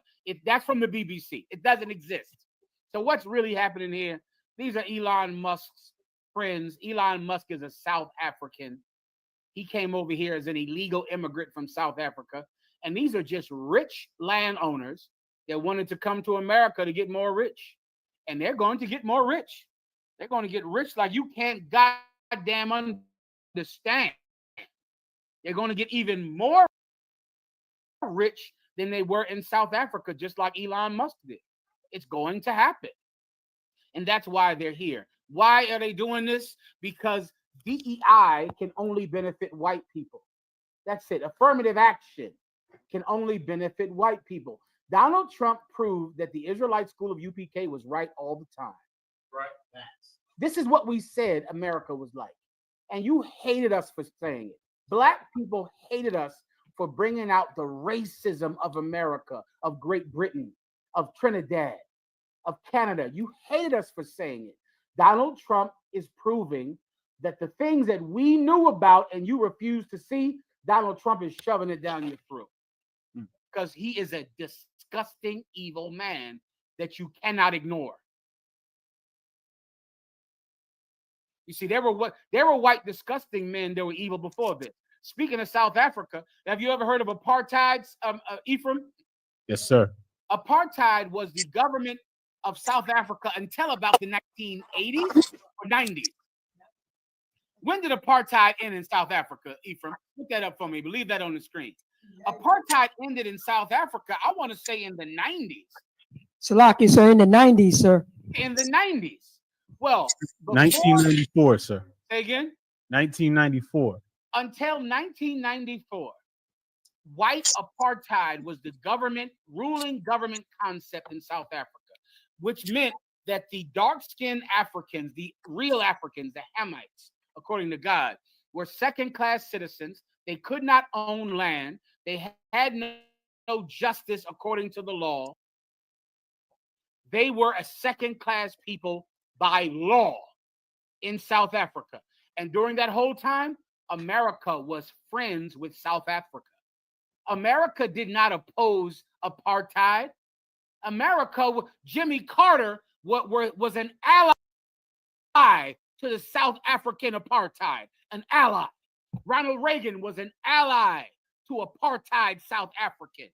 All of the presidents, Nixon, Kennedy, all of them. They didn't hate South Africa. They were allies to the racist government in South Africa until 1994.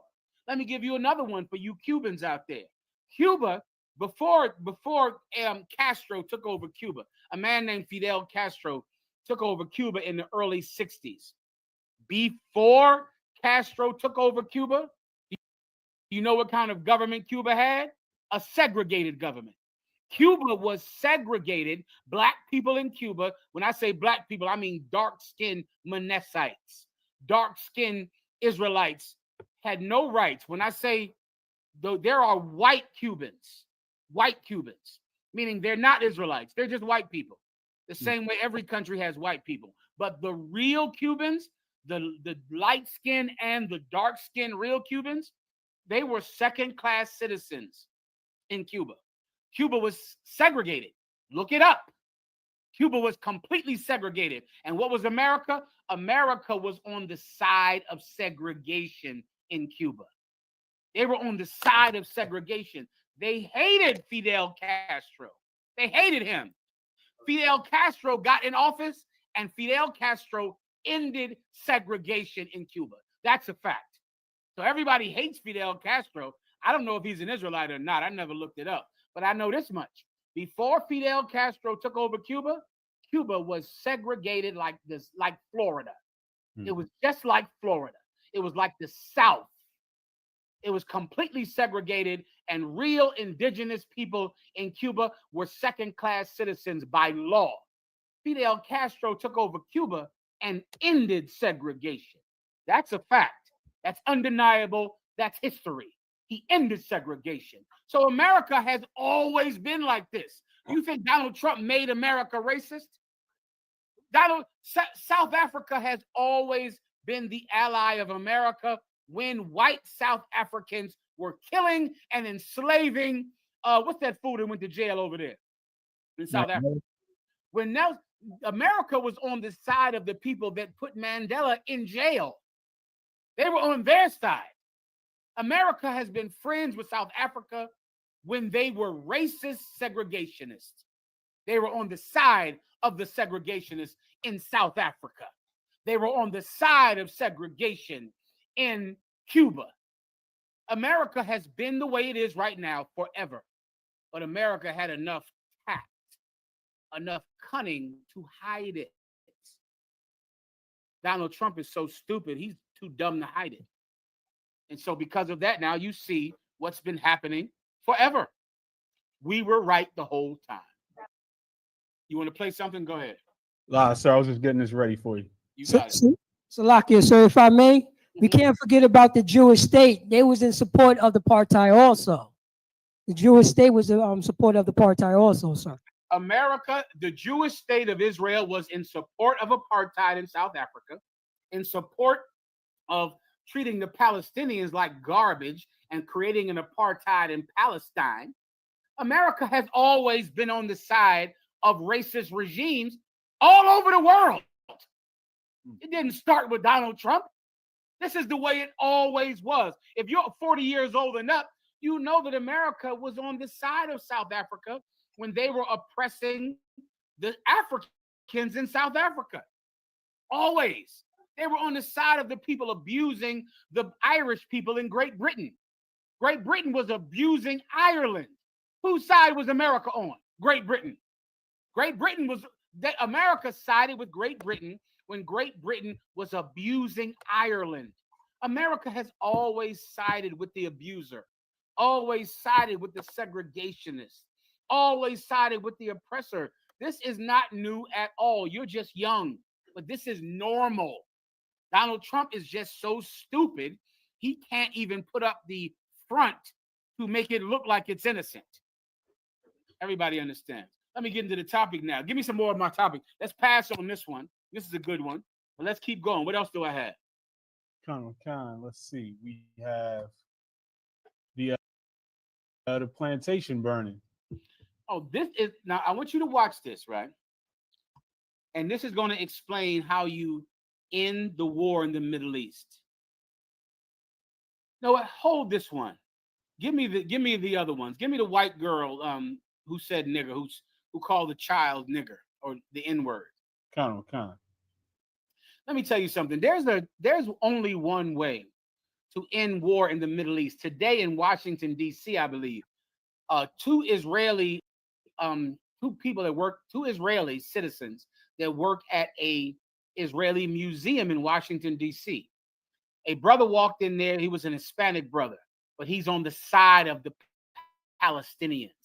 And he walked into this museum and he unalived these two Israeli citizens who work in this museum, and he unalived them.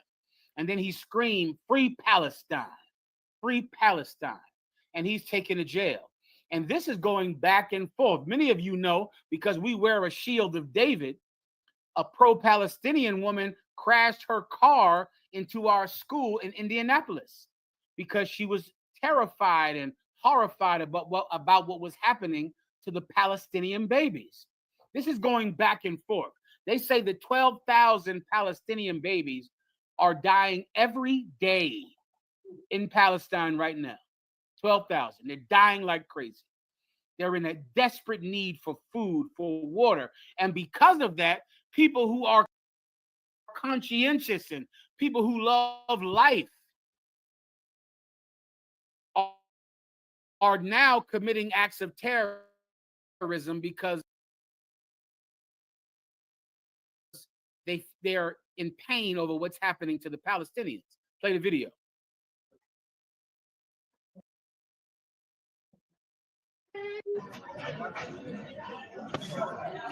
No.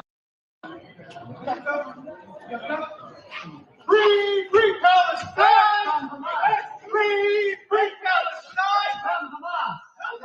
Free! This is when they caught him.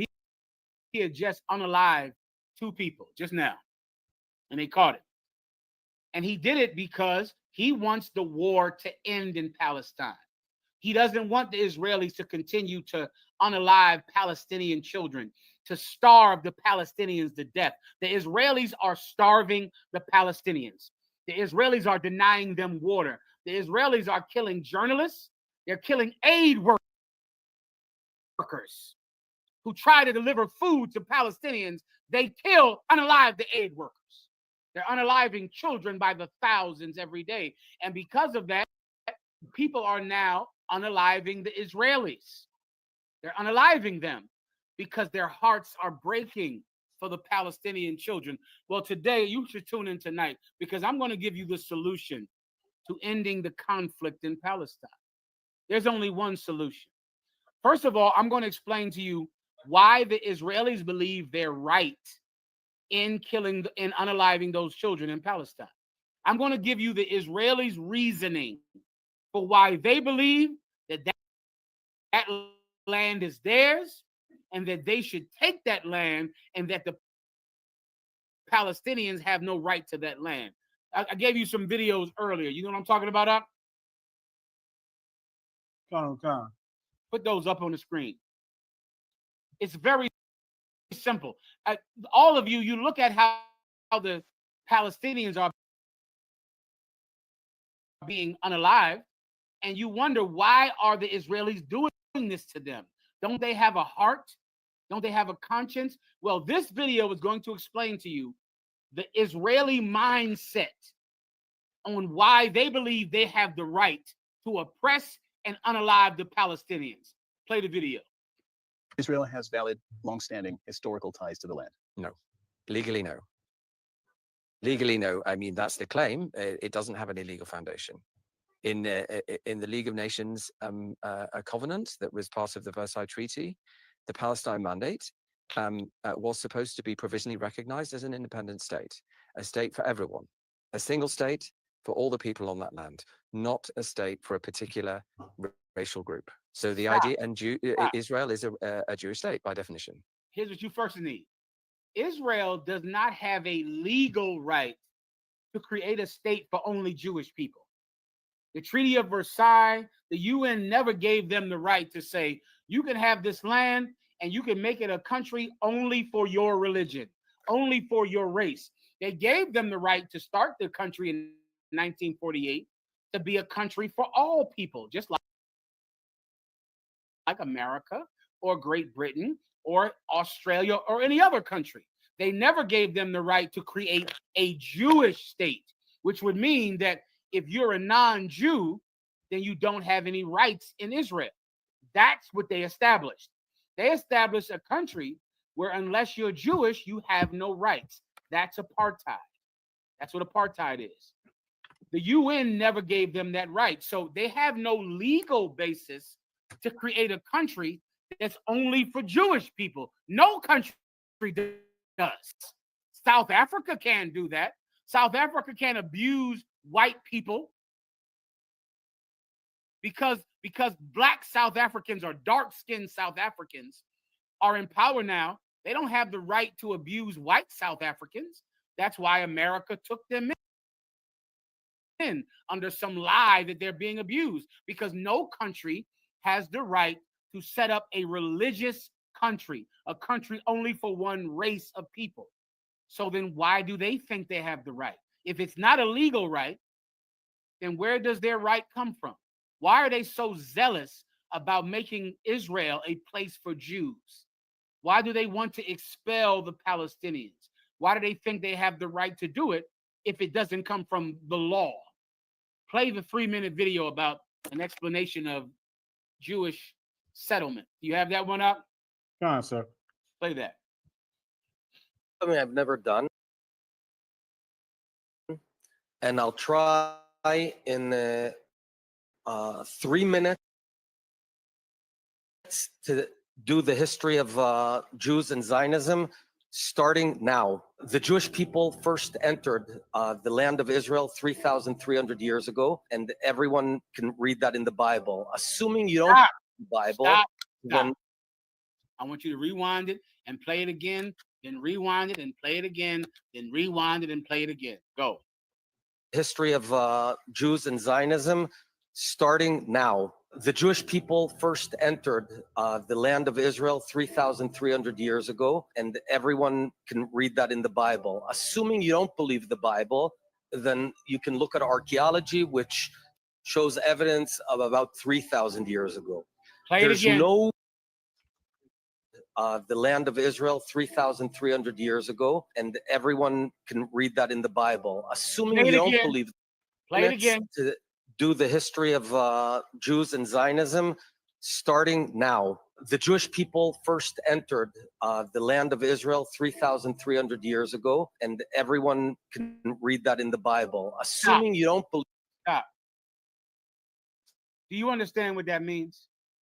Jewish people don't think that they have a right to the land of Israel because of the UN, because of the Treaty of Versailles. Jewish people believe that they have the right to Palestine, that they have the right to rule the land of Israel because of the Bible. That's why. Because of the Bible. It's not about governments. It's not about treaties. It's not about America or Great Britain. They believe that the Bible gives them the right to that land because they believe that they are the Jews in the Bible. They believe they're the Jews of archaeology. They believe that they are the biblical ethnic Jews, and that's their right to Palestine. That. Keep going. The Bible. Assuming you don't believe the Bible, then you can look at archaeology, which shows evidence of about 3,000 years ago. There's no dispute that the Jewish people founded their first commonwealth, the kingdom of David, 3,000 years ago. Who? The kingdom of who? Of David. Kingdom of who? Read that. Play that again. Their first commonwealth, the kingdom of David. Because they believe that they are the kingdom of David, that they are the descendants of King David, that they're the descendants of the book of Samuel, the book of Chronicles. They believe they are in the bloodline of David. And that gives them the right to Palestine. That gives them the right to that land. Their right isn't given by the court. They believe the Bible gives them the right to that land. And the Palestinians living there are living on the land that God gave their ancestors because they believe they're the people of the Bible. David, Samson, Solomon. Continue. 3,000 years ago, it was destroyed. We were kicked out. We came back, founded the second Commonwealth of Israel, which went on for several hundred years. And again, it was destroyed this time by the Romans. Jews stayed in Israel, but few Jews stayed in Israel. The rest of the Jews were kicked out to all across the world. And every day they prayed 3 times a day that they want to return to Israel. And it was a pretty lousy 2,000 years, pogroms, Holocaust. They believe they went through a diaspora. They believe they were scattered throughout the 4 corners of the globe. They believe that every day they faced the east, saying, Shema Yasha Allah Alehawa Akkad. Please, Lord, give us back our homeland. Please, Lord, give us a land. Please, Lord, take us back. They believe they did that for 2,000 years. He just said it. He said 2,000 years. The Romans kicked them out, and every day they prayed. Every day they prayed to God to give them back this land. Continue.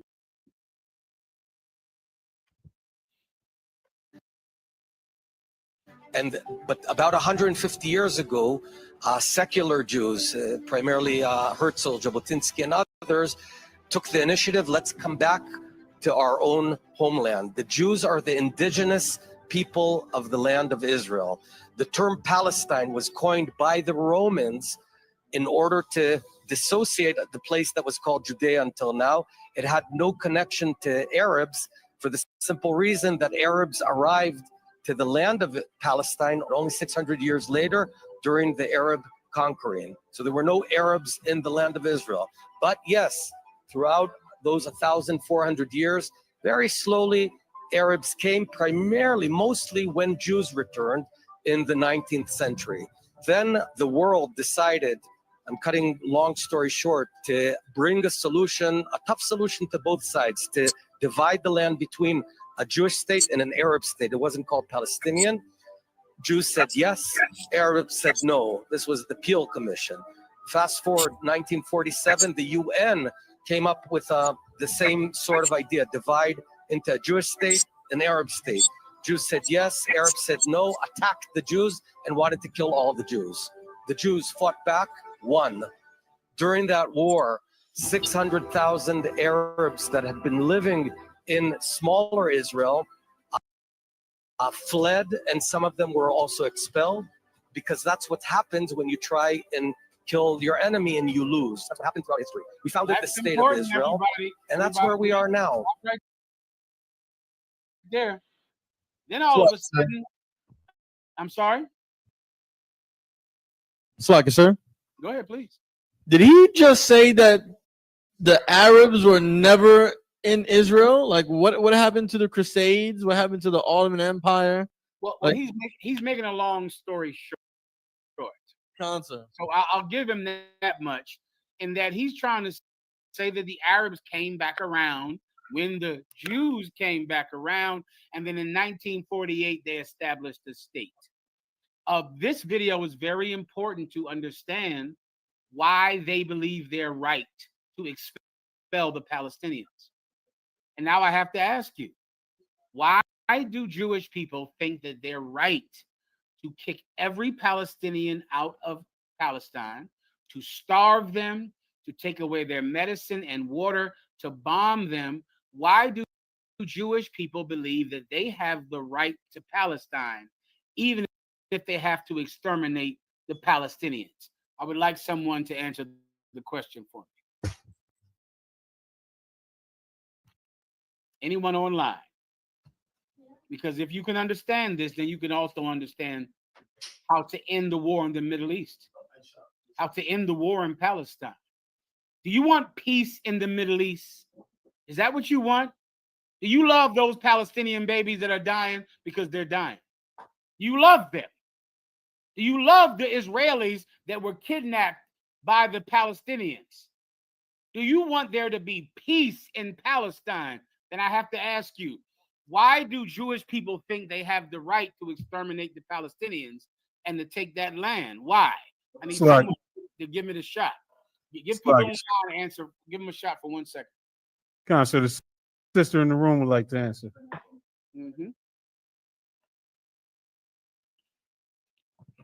Because the Israelis think that they are the people of the book. Give her a hand. So now, the only reason that the Palestinians are being unalived, the only reason the Jewish people are bombing them, is because the Jewish people think that they are the people in the Bible. The only way to bring peace to the Middle East is for everyone who can speak, everyone who has a platform, everyone who loves the Palestinian children who are being killed, everyone who loves the Jewish people, and you don't want Jewish people to die. Every mouth must confess that the Jews are black, that blacks and Hispanics are the people of the Bible, and that there are no white Jews. There are no white Israelites. Otherwise, these two people will fight over this land because they believe it's theirs. Everyone should tell them that Israel belongs to niggers and spicks. Everyone should say it. Because if we could teach the world that they don't own the land of Israel, then they will stop fighting over it. They'll stop fighting over it. If you love the Palestinians, then you better teach that the Jews are black, that the Israelites are black. The people of David don't live in Palestine. They live in Memphis. They live in Tennessee. They live in Harlem. They live in Chicago. David's people don't live in Palestine. David's people live in Los Angeles. David's people live in Philadelphia, LA, Chicago, Harlem, Memphis, Nashville. That's where, in Texas, that's where the people of David live. They don't live in Palestine. Why are you bombing them? Why are you taking that land? The problem with this world is people think the Jews are white. And if the Jews are white, then of course they will use their weapons to go and kill everyone in Palestine to take their land back. Can I give you more proof? Let's say everyone on the planet Earth, even black people, even Hispanics, even North American Indians believe that we are the true biblical ethnic Jews, not white people. Black people are the true Jews. The Israelites are the blacks and Hispanics scattered throughout South and Central America and North America, and the people in the land of Israel are not Jews. If everyone believed that, then what would happen then? Now black people would believe that Israel is our land. Hispanics would believe that Israel is our land. What would Hispanics and black people do? Let's say every black and Hispanic believed that the land of Israel belonged to them. Let's say they believe that. Let's say they believe that white people and Arabs had taken over our land. What would black people do? I know what the Palestinians do. I know what the Saudi Arabians do. I know what Arabs do. I know what white Jewish people do when they fight over land. What do blacks and Hispanics do when they believe that someone has taken their land? Anyone want to give me the answer? Oh, this will have to even answer this, you'll have to have a breakthrough. If I may, sir. Breakthrough in your mind. If Come I on. may, I don't want. Levi, do you have the answer? Are you saying one West or the world, sir? Black people. I'm saying one West and the world. The world would march. The world would do what? They will march about going back to their land. Would they kill Israelis to get the land back? Sir. Would they bomb a country to get the land back? Why don't they? Let me ask you, Levi. You're a Levite from Haiti. I'm a Judite from New York, from Philly. Both of us have white people who have taken over our land, right? Why don't we kill for politics? The way white people kill for politics. For politics, white people shoot you. If white people think that you took their land, the Israelis believe that land belongs to them, so they kill the Palestinians. The Palestinians believe that that's their land, so they kill the Israelis. White people and Arabs kill for politics. Why don't blacks and Hispanics? The Dominican brother right there. Do you believe that the Spanish have destroyed your people? The Dominican brother.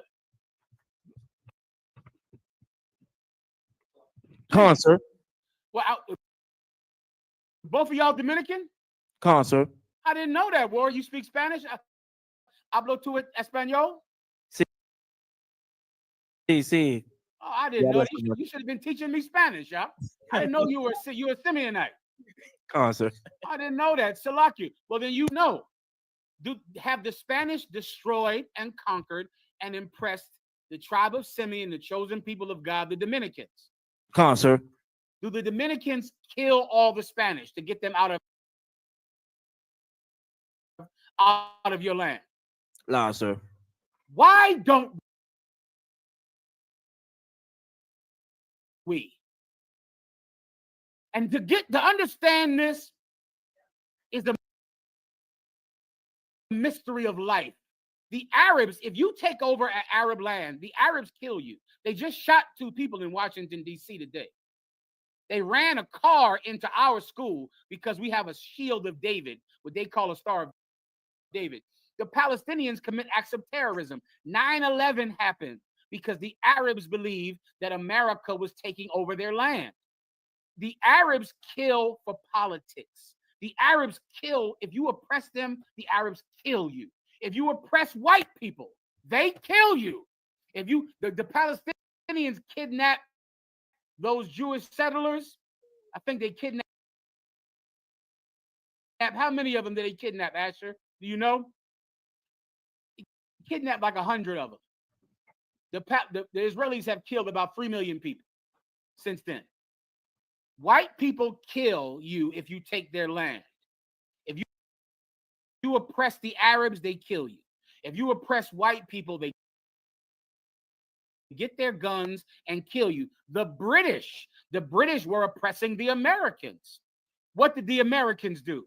The Americans started the Revolutionary War, and they killed and got rid of the British. The Americans killed the Spanish in the American-Spanish War. Whenever white people get oppressed, they kill their oppressor. Whenever the Arabs get oppressed, they kill their oppressor. What did China do? What did Vietnam do? The Vietnamese, the Chinese, the Japanese, when they believe someone is oppressing them, they kill the people that oppress them. They kill for politics. The Dominicans, the Puerto Ricans, the Haitians, the black people in America, the North American Indian, we don't. It's like it's Why? Why? Simeon. Because Christianity has taught us to turn the other cheek. In the Israelite school of UPK, do we kill to take back Harlem? Nah, sir. We don't either. We don't do it either. So then I'm going to ask you again, why don't we do it? Let me see the police car, and let me see the plantation that burned down, and I'll give you your answer in 1 second. Hold your points.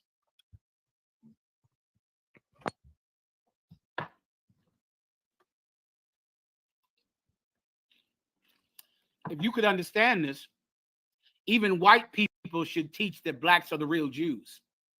Even white people should teach that the Hispanics are the chosen people of God.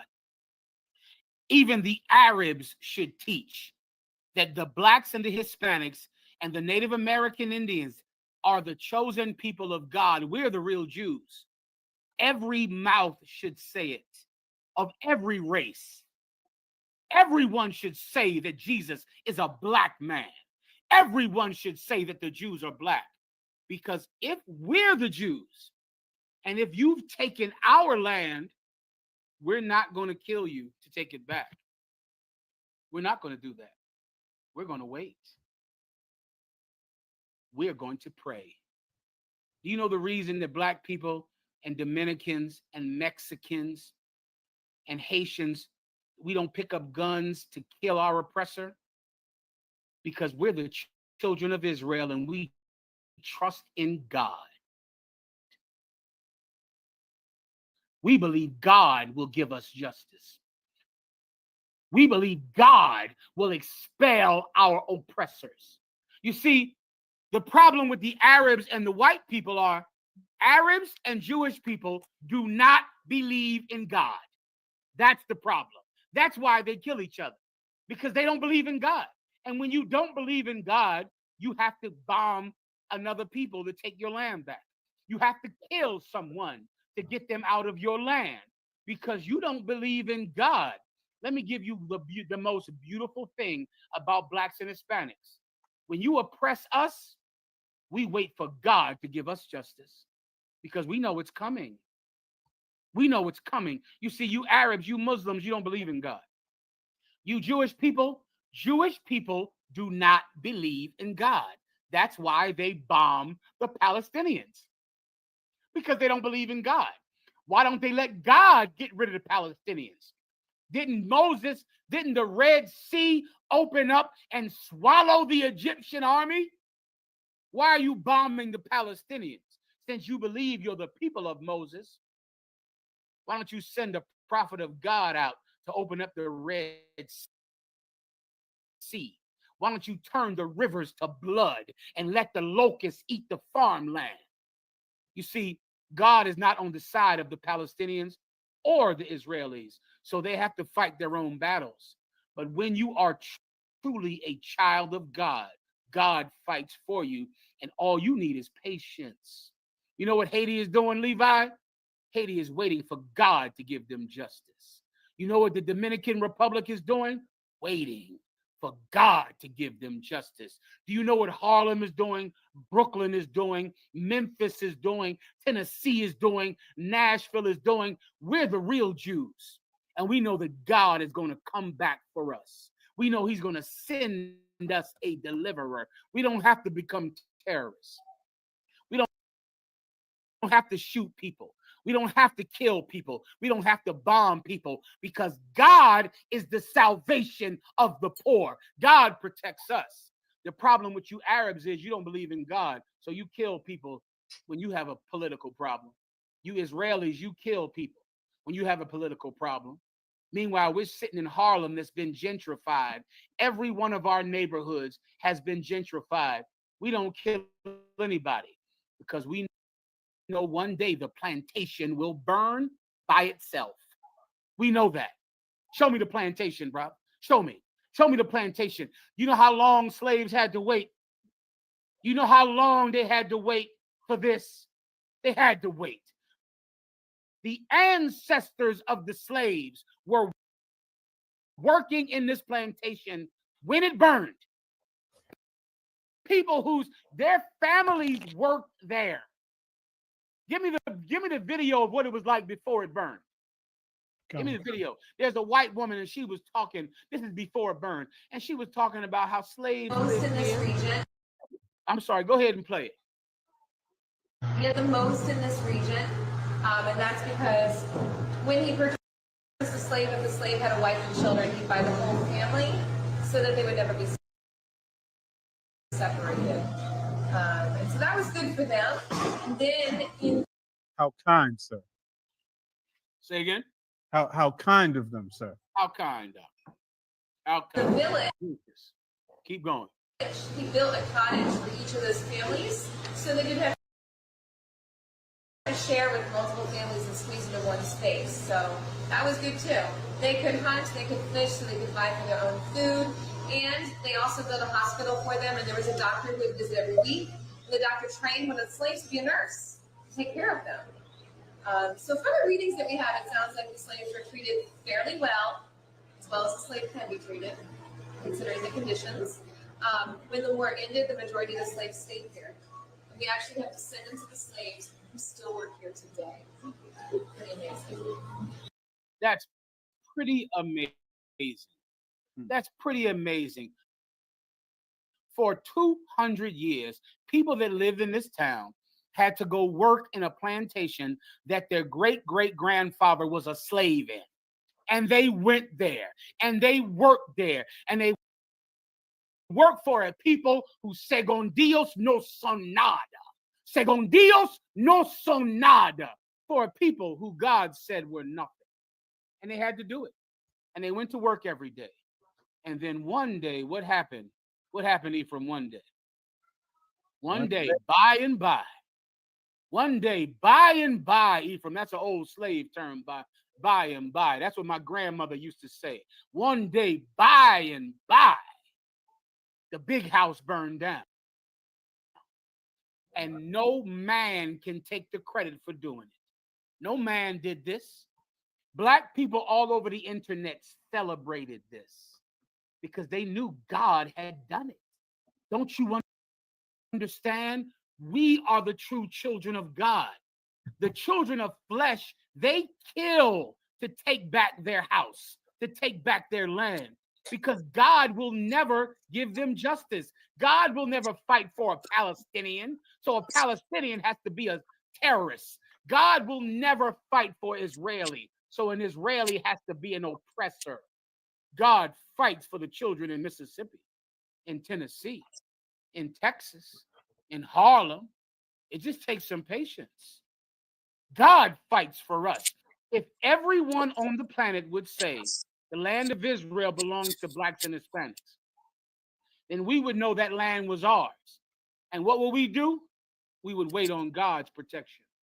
We would wait for God to give us the land back, which is what we're doing in the Israelite School of UPK. We're not committing acts of terrorism. We're praying every day to get our land back. We're changing ourselves. We're getting off of drugs, and we're turning into decent and righteous people, knowing that one day the big house is going to burn, and there will be no man that can take credit for it. God is the one that did it. God protects us. God doesn't protect the Israelis. Show me the police car. Con, sir. Montreal wanted to bring a precept if he could. Please, Montreal.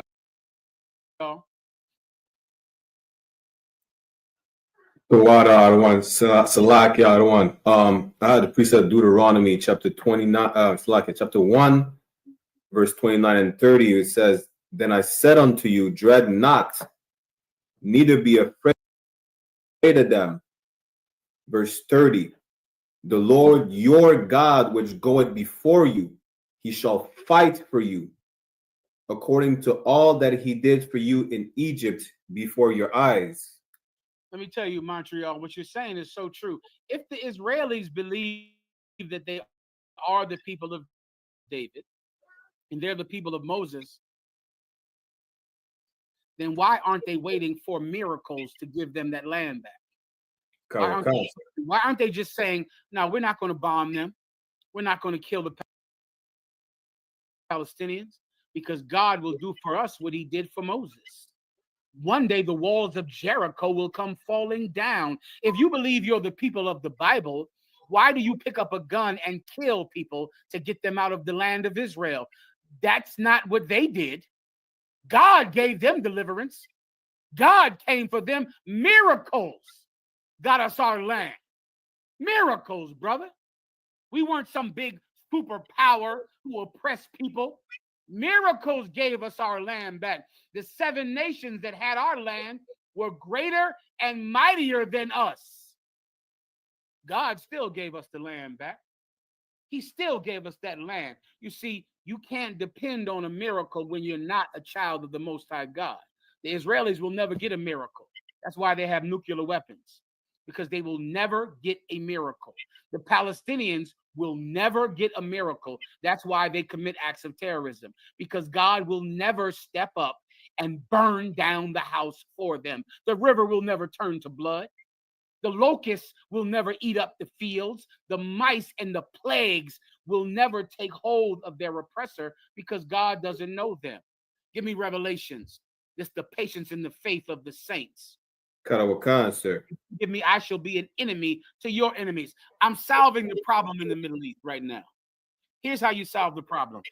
Everyone on the planet Earth, whether regardless of race, must teach that the Jews are not the so-called white people that claim they're Jews, but they are blacks and Hispanics and North American Indians. We are the true biblical Jews. That land actually belongs to us. Every race must teach this. Every race. If you're a Jewish person right now and you want the land, you want Israel to stop fighting, and you want there to be peace in the Middle East, then tell your people that they're not Jews. Tell them. Because they think they're Jews, and believing that they're Jews is making them kill millions of Palestinians. If you are a Palestinian and you don't want your people to be killed, if you feel sorry for the Palestinian children, you must teach that the blacks and Hispanics in America are the true people of God in the Bible. We are the real Jews. You must teach them that so that they can know that that land doesn't belong to them either. It belongs to blacks and Hispanics, niggers and spicks, wetbacks. It belongs to them. Then now, once everyone knows the land is ours, we will do this. Read, please, if you have it. Salaki, so you wanted Revelations first, or the other precepts, other one? Lead them in captivity. Kawakan, sir. Revelation chapter 13, verse 9. If any man have an ear, let him hear. Verse 10. He that leadeth into captivity shall go into captivity. Mm-hmm. He that killeth with the sword must be killed with the sword. You see, what do Palestinians do when they get killed with the sword? Canada. So like it shot themselves with bombs. They kill someone else with a sword. What do the Israelis do when they get killed with the sword? What do they do? Kill with the sword themselves. What would the Jews do when they were killed with the sword? Keep reading. Kawakan, sir. Here is the patience and the faith of the saints. You see, we're not allowed to commit acts of revenge because we're the real Jews. We can a brother in the truth kill? Absolutely, you can kill. You can kill in self-defense. You can take a life in self-defense. That's legal to man and God. You have a legal right and a biblical right to take someone's life in the defense of your own or others. You can do that. But blacks and Hispanics never kill for politics. We never kill to take back land because we know that we have to have patience for that. We know God is going to do it. God is going to give us the land of Israel back, not tanks and bombs. God is going to give it to us the way he gave it to our ancestors. He's going to make a miracle happen, and the walls of Jericho will come falling down. That is going to happen. But if you're not a Jew, you need nuclear weapons and you need terrorists, because you're not a Jew and God doesn't fight for you. God does fight for us. He that leadeth into captivity shall go into captivity. Our oppressor is going to be a slave. He that killeth with the sword must be killed with the sword. The men that killed our ancestors, he is going to receive his justice. It's going to happen. All you and I need is patience. Patience. We'll wait for it. We're not Palestinians. We're not Israelis. We'll wait for it. One day the big house will burn. I pray you understand. Oh, it's going to burn. One day it's going to burn. And we'll all sit back knowing that we didn't do it because we were strong or because we had weapons or because America was our ally or Saudi Arabia was our ally. Nosotros mismos solos. Nosotros mismos solos.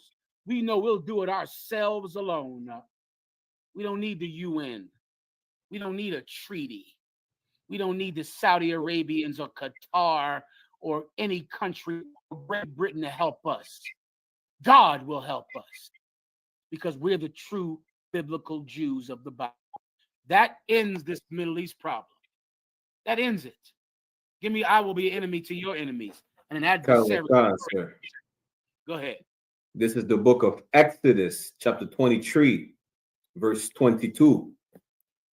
But if thou shalt, Salakia, but if thou shalt indeed obey his voice. Read that again. Karawakan, Exodus chapter 23, verse 22. But if thou shalt indeed obey his voice. This is what God told to the real Jews, the real Israelites. He said, if you would obey his voice, go ahead. Karawakan, and do all that I speak. And do then what? And do all that I speak. If you will obey the voice of God and do all that I speak, do everything God tells you to do. Now, I have a question for you. Do the Israelis do everything God tells them to do? Is it legal to be gay? Hell no, they don't. Right now, the Israelis have gay rights, gay policies, abortions like crazy happen in Israel. Abortions, Israel has crazy abortions, crazy rights for gays to be homosexuals. They eat pork and they eat shrimp in the land of Israel. They can, because they're not Jews anyway. They're not Jews anyway, so what difference does it make? Me, however, I have to obey God if I want to help. If I want God's protection, I can't do what the Israelis do. I can't do what the Palestinians do. I have to actually obey God. I have to obey everything God tells me to do. I have to do it because I'm a real Jew. Continue. Karawakan. Then I will be an enemy unto thine enemies, and an adversary unto thine adversaries. Let me tell you, Israelis and Palestinians, something. If either one of you was the child of God, God would help you. God would be on your side. God said, I would be an enemy to your enemies, an adversary to your adversaries. Who's fighting for you, Palestinians? Saudi Arabia? Hamas? Who's fighting for you? Hamas? Who's fighting for you, Israelis? Huh? America? Donald Trump? Saudi Arabia? Who fights for Memphis, for Trinidad, for Toronto? Who fights for them? God has to fight for them. God fights. Go ahead, Canada. So, like I said, not even their fake God Allah is fighting for the Palestinians. Listen, if the Palestinians want freedom, they better learn how to shoot. They better learn about guns. They better learn how to blow up things. If the Israelis want that land back, they better get more drones. They better get more guns because God will never fight for them. This house, however, we will serve God, and he will turn the rivers to blood. You understand? Karaoke, sir. That solves the problem in the Middle East, Ephraim. The problem is you got people fighting over that land that God doesn't know. God doesn't know them. So they continue to fight because God will never intervene. God will never step in. God will never choose a side because God doesn't know the Israelis or the Palestinians. The land belongs to the ghetto. The land belongs to the barrio, to the reservations. The land belongs to the favelas. The land belongs to blacks and Hispanics. And that's a good thing because we know how to wait. We know how to wait. We know how to get patient.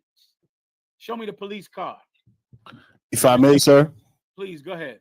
I got a precept out of one. Please. Isaiah, the book of Isaiah, chapter 49, verse 24.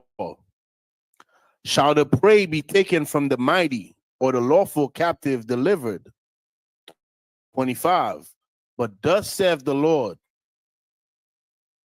even the captives of the mighty shall be taken away, and the prey of the terrible shall be delivered. For I will contend with him that contended with thee, and I will save thy children. Last verse. And I will feed them that oppress thee with their own flesh, and they shall be drunken with their own blood, as with sweet wine, and all flesh shall know that I, the Lord, am thy Savior and thy Redeemer, the mighty one of Jacob. Excellent precept, Bach. And it just, listen, you don't want anybody to die in the Middle East. You don't want the Palestinians to die. Yo tampoco. Yo tampoco. Me neither. I don't want them to die either. The problem is they think that they're the children of God, and yet they're not waiting for God's deliverance. They're not letting God fight their battles. They're claiming to be Israelites and the chosen people of God, yet they fight for themselves. Well, I thought God was supposed to fight for you. I thought God was going to destroy your enemies. I thought God would make 10,000 fall on your left hand and 10,000 fall on your right. God is not helping the Palestinians or the Israelis. They're fighting for themselves because neither one of them knows God. And God does not know them. God does know the reservations, however. God knows the Dominican Republic. God knows Haiti. God knows Trinidad and Jamaica. God knows Memphis. God knows St. Louis and Gary, Indiana. God knows you. Can I show you what your future will be? Go ahead and play the video.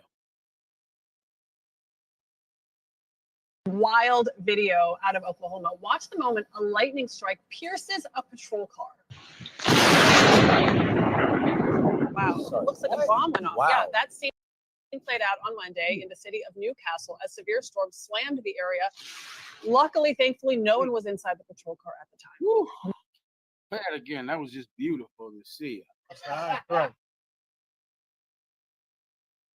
I mean, that just, that did something. Wild video out of Oklahoma. Watch the moment a lightning strike pierces a patrol car.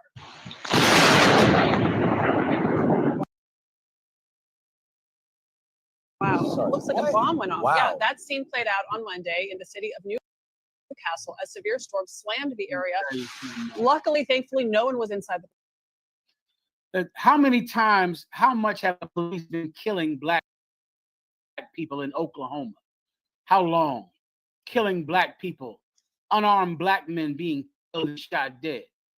Do black people ever take up arms and start killing the cops? Answer, no. You know why? Because black people trust in the Lord. That's why. We trust that God is going to do it. No other nation on earth believes that God will save them but blacks and Hispanics. No one believes that. That is a totally nigger and spit concept to think, well, I'm not going to kill them, but one day God will. One day God will give me justice. Blacks and Hispanics do by nature that which is contained in the law. We do it naturally. Naturally, we know, well, the cops are killing us. Now, should we pick up guns and start killing the cops? You know what? I'm going to trust in my God. I'm going to get up every day. I'll defend myself. But I'm not killing over politics because I don't want my salvation to come from man. I want God to do it. So I'll wait. One day the lightning will strike. One day the lightning will strike. And no one will be able to say that it was man that did it. Then the world will know that we are the children of God because God has reached down his hand from heaven to deliver us. That will create peace in the Middle East. I pray you understand. Do I have any other questions or anything I can answer for anyone? Concert. Concert. We have a few more videos. Okay, what do you have? We have Shiloh Hendricks. Oh, Jesus Christ.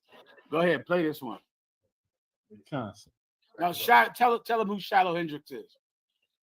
Shiloh Hendricks is this devil who was caught on video calling a 5-year-old black child a nigger at the park because she said that this autistic child was going through her child's bag or something.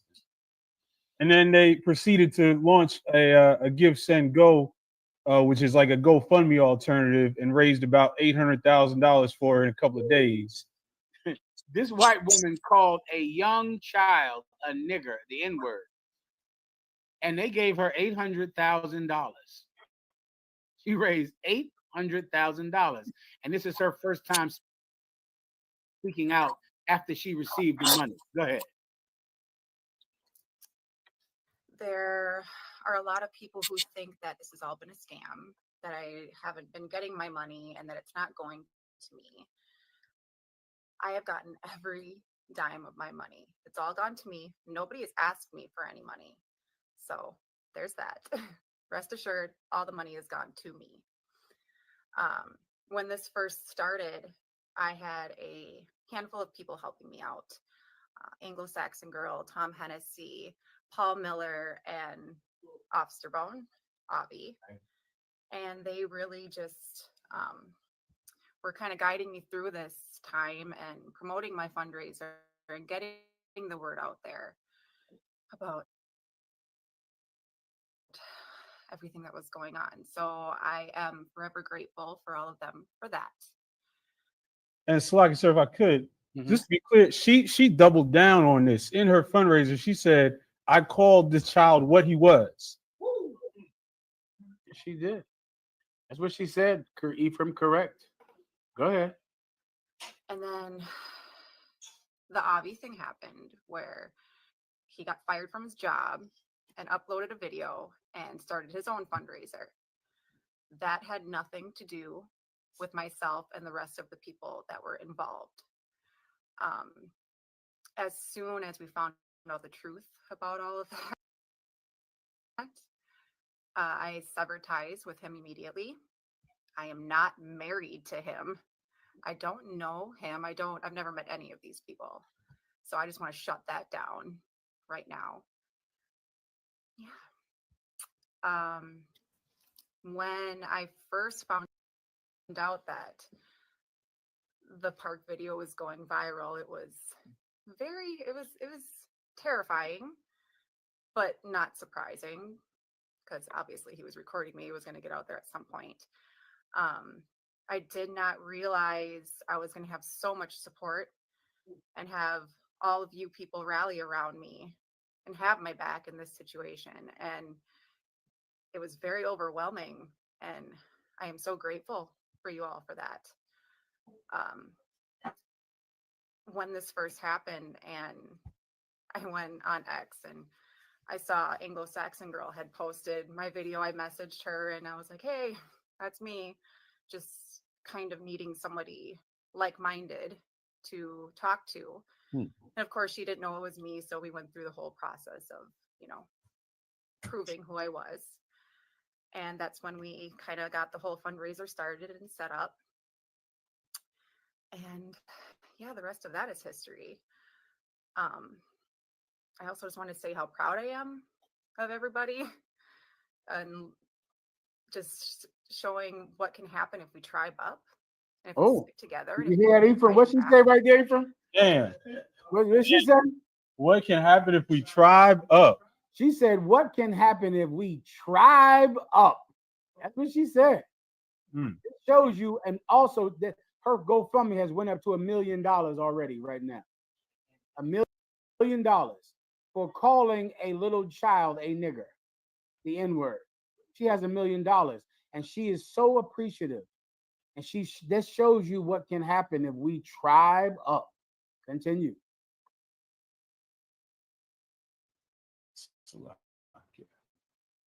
Our future, our existence depends on standing up for ourselves and not backing down. And we just have to keep on going. There's no other option. I mean, what else are we going to do? You can't be afraid of words. Don't be afraid of the people who are so fragile to a word. Oh, just a word. So don't be afraid of people that are so fragile to a word. That's enough, Ephraim. Show me her child real fast. Count out of one. Child. So this is who her child is. She called a little black or Hispanic child the N-word. Ephraim found the picture of her child. Whenever you have it. You call him a nigga? You call him a So this is the original video.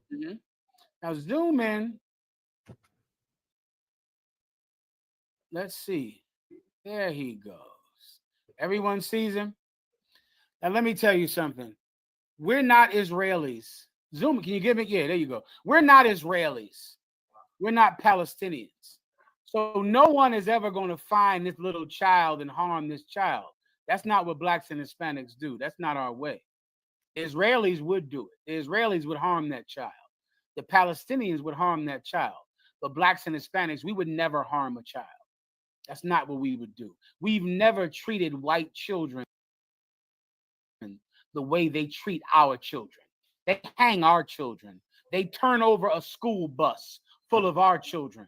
We would never harm their children because we are the true Jews of the Bible. You know, that's a hate speech. We would never do that. But God is our protector. And so this is what we're going to do. Each one of us, we're going to pray that the Lord give this baby cancer. You see this baby? We're going to pray. Freeze the screen right here. Wada Yahweh Bahashem Yahweh Shai. Lord that sits in heaven. Yahweh. Repeat after me. Yahweh. Yahweh. Bahashem. Bahashem. Yahweh Shai. Yahweh Shai. Curse our enemy Yahweh. Curse our enemy Yahweh. Curse them. Curse them. As thou hast promised for us. As thou hast promised for us. So they have killed our children. So they have killed our children. They have destroyed our firstborn. They have destroyed our firstborn. So curse their children. So curse their children. Give them cancer, Yahweh. Give them cancer, Yahweh. Give them uncurable diseases. Give them uncurable diseases. Curse this child. Curse this child. Let him find the drugs. Let him find the drugs that his mother uses. That his mother uses. Let him find the crystal meth. Let him find the crystal meth that is in his mother's purse. That is in his mother's purse. And let him overdose, Yahweh. And let him overdose, Yahweh. Let him be hurt by his mother's boyfriends. Let him be hurt by his mother's boyfriend. Destroy this child, Yahweh. Destroy this child, Yahweh. And let no man take the credit for it. And let no man take the credit for it. And when it happens, Yahweh. And when it happens, Yahweh. Make sure the world knows. Make sure the world knows. That thou hast done it. That thou hast done it. For thy children. For thy children. In the name of Yahweh. In the name of Yahweh. Yahweh Shai. What our month. Wrap it up. God will help us. And one day when we turn the news on and we hear about what happens to this child, then the world will know who the real Jews are. then the world will know who the real Jews are. Pray you understand. With that, let's pass the class over. Ephraim, you got it. Let me say shalom to the brothers. Thank you, sir. They want to raise a brother up real quick, Baba Shah. Get it on. Most High in Christ.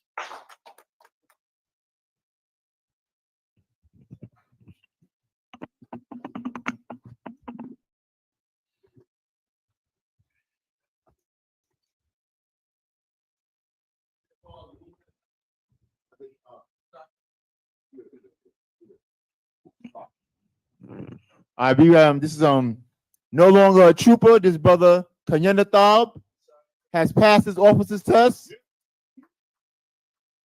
He's now officer of 50 in the Israelite School of Universal Practical Knowledge. We're gonna raise him up right now. Well done.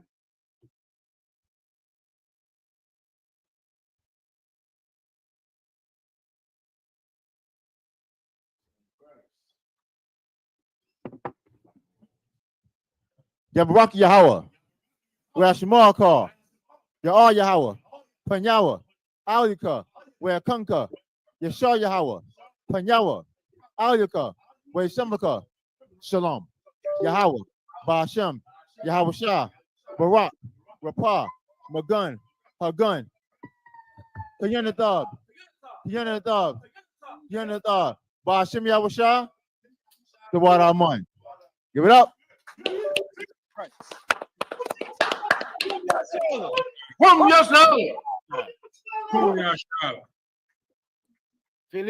Congratulations. Felicidades. Felicidades. Has encontrado la verdad. Felicidades. Has encontrado la verdad. Congratulations. You found the truth. I want to say the water to all the brothers that came in tonight. The water to Baltimore. The water Warriors. The water Canada. Good to see you, Canada, man. The water to Minnesota. The water to Chi-Town, Chicago. We'll be coming out there for one of those barbecues. Who else do we have? Dallas. Dallas, I don't see Dallas, but the water, no, Dallas was in there earlier. The water, Dallas, Texas, man. We'll be getting down there to see you as well, man. Who else? Kansas City. The water, Kansas City. You need anything, just let us know, man. Commander General Yohana is honored by your service, and he is grateful for all the service that you brothers have done. With that said, I'll see you next Thursday. All right, Lord allow, in Harlem. Congratulations. Give yourselves a hand.